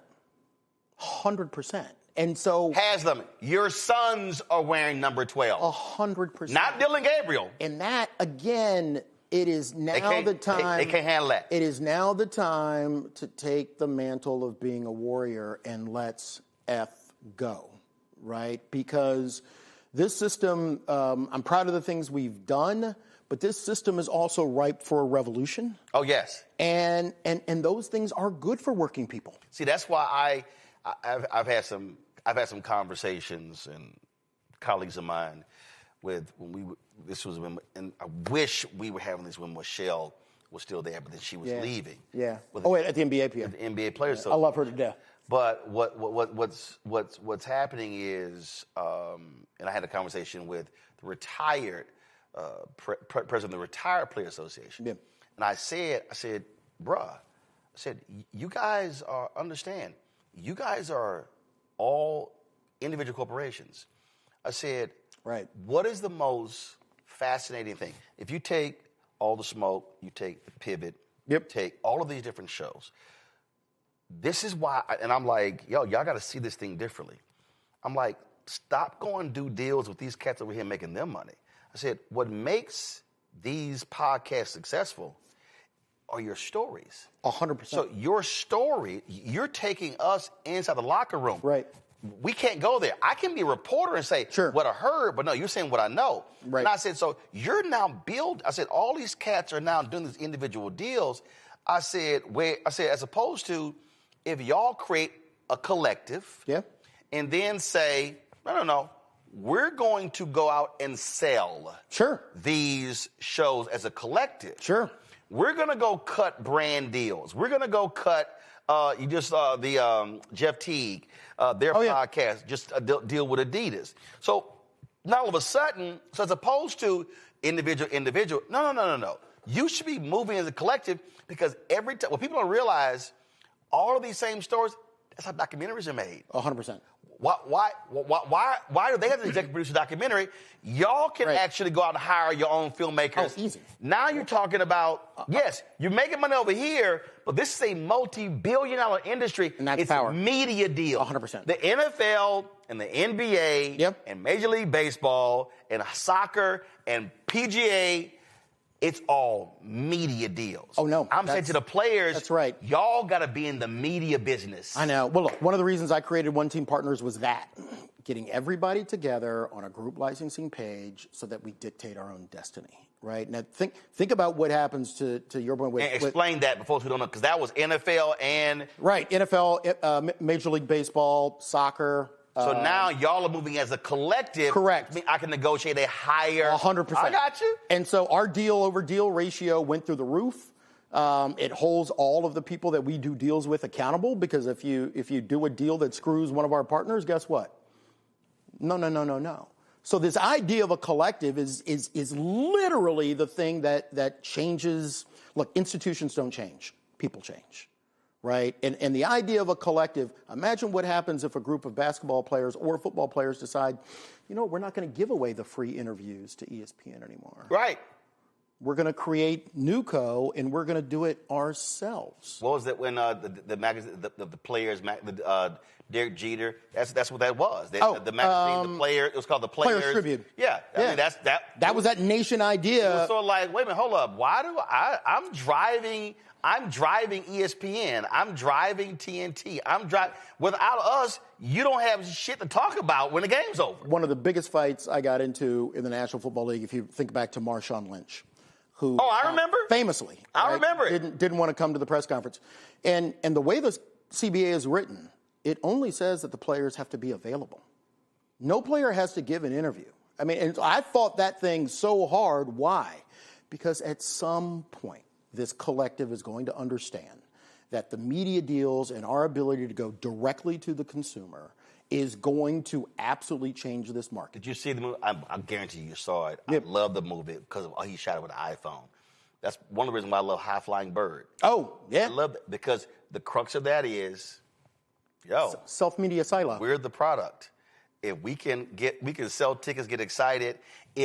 So many of the players, and again, I've talked to players. We talk privately. They'll come to me and they say, man, how did you build this show and network? I said, guys, you're in the media business. 100%. I said, that's how they sell shoes and everything else. Well, they're in the media business. And look, and once you are in the media business and you have that piece of leverage, then you use that leverage when it comes time to asymmetrically negotiate a new collective bargaining agreement, right? That's the power. But it takes vision, it takes a level of discipline, but it honestly has to start with a group of players who have to decide that we don't want to be complacent. And that's literally, I think, what's the theme. Complacent, or I'll say satisfied. That's what. So I always think back to the movie Malcolm X, when Denzel playing Malcolm X, Brother Johnson's beaten by the cops. He says, "Call an ambulance," and they call the ambulance, and the cop goes, "All right, you got what you wanted. Now let's break this up." He goes, "No, I'm not satisfied. On to the hospital." I'm always saying, don't be satisfied. I'm not satisfied. 100%. Look, that's what drives us, right? That's what drives us. And look, I've always been such a fan because you speak truth to power. And, man, what a pleasure. Absolutely. I was at that with the coaches meeting. We were in New York. Oh, that's right. And I was hoping, hey, Cats would follow up, because I was like, yo, we're there. But the reality is, movements are built upon moments. Yep. But it requires people that with commitment to say they want to make this thing happen. 100%. That's the only way it happens. That's the only way it happens. Folks, the book is called Turf Wars, The Fight for the Soul of America's Game. And y'all, I'm trying to tell y'all think I'm lying. Listen. It's all marked up. I dig it. I need y'all to understand. I dig it. I don't, when That's what I love. That's what I love. I go through. That's what I love. go through highlighters. And so I'm trying to tell you. That's the biggest honor that you can give me, I'm trying to tell you. When I work read through a book. I go, look, all my books, it's a highlighter. I have 2 or 3 highlighters, because if one goes dry, I'm good. 100%. And then people always ask me, why don't you get your books? But I said, no, because I actually will go back and pull something from. So, fascinating book as well. Demars, I appreciate it. My brother. Folks, Thank you, brother. that is it for us. Again, be sure to get the book, Turf Wars. I guarantee you absolutely will have a totally different understanding of the NFL. We want y'all to support the show. Of course, look, we ain't got no millionaires and billionaires cutting us checks. We started this show 7 years ago. Now we have this network. We have 3 other shows. We're launching a daily news show next month. We're launching a weekly health show as well. We're trying to launch a business show, all because what we focus on is centering African Americans, speaking to the issues that we care about, where we're not an afterthought. We're sort of a side story, a part of the story. We are the central part of the story. So your support is critical. I said this on our 7th anniversary, so September 4th. The goal was to raise $1 million between then and the end of the year. We got 15 days left because, again, 2026 is going to be huge. We're going to be traveling around the country. We're going to be in North Carolina, Georgia, Texas, doing town hall discussions because we've got midterm elections. But there's a lot of things that will be going on, and so your support is critical. If you want to join our Bring the Funk fan club, I told y'all, I don't send hats, T-shirts, or whatever. When you give, that money goes right back into this show. And I told you, the live streaming unit we have, I just approved the 3rd one. That's $20,000. The Associated Press cut them $180,000 check. We got some new. We got some new things coming with our app. We're switching providers. We have more details with that. That was $110,000. And so in the past 2 weeks, I've literally cut checks for $450,000. And so nothing about this show is free. So your support is absolutely critically important. You want to contribute via Cash App, use the Stripe QR code. You see it right here, bottom left-hand corner. That's also for credit cards. PayPal is R Martin Unfiltered. Venmo is RM Unfiltered. Zelle, Roland at RolandSMartin.com. Roland at RolandMartinUnfiltered.com. Checks and money order, make it payable to Roland Martin Unfiltered, P.O. Box 57196, Washington, D.C., 20037-0196. If you want to, of course, download the Black Star Network app, be sure to do so. Download the app, Android phone, Apple phone, Android TV, Apple TV, Roku, Amazon Fire TV, Xbox One, Samsung Smart TV. Be sure to get our Roland Martin Unfiltered swag. If y'all want to get our shirts, our hoodies, our crew necks, our T-shirts, everything, go to shopblackstarnetwork.com. The QR code there as well. All of those products on my desk over there, you see, those are Black-owned companies that are on our marketplace. Y'all, we got, you name it, backpacks, we got dolls, steam dolls, we got relishes, sauces, we got Christmas ornaments, we got all kinds of stuff. Go to shopblackstarnetwork.com. When you buy those products, and look, y'all buying Christmas gifts, buy Black-owned, okay? When you buy those products, then you also are supporting this show as well. So go to shopblackstarnetwork.com. Don't forget, fan base. It is just 2 days left in the capital raise. They're trying to raise $17 million. They crossed $15 million. You got 2 days left. I'm going to have Isaac Hayes III on tomorrow. That's it. The fundraising round closes on Wednesday. Download the app, Fanbase. And of course, if you want to invest, get more information at startengine.com/fanbase. Startengine.com/fanbase. I wore my Aggie shirt. Now, you know, I ain't happy with these our conservative border regions.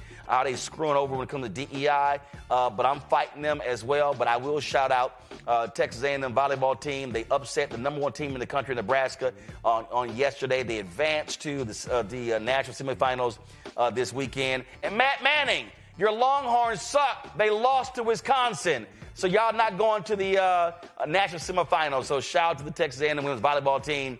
And, of course, we'll be getting ready for this weekend. My Aggies play Miami. Oh, by the way, Henry, your Cowboys suck.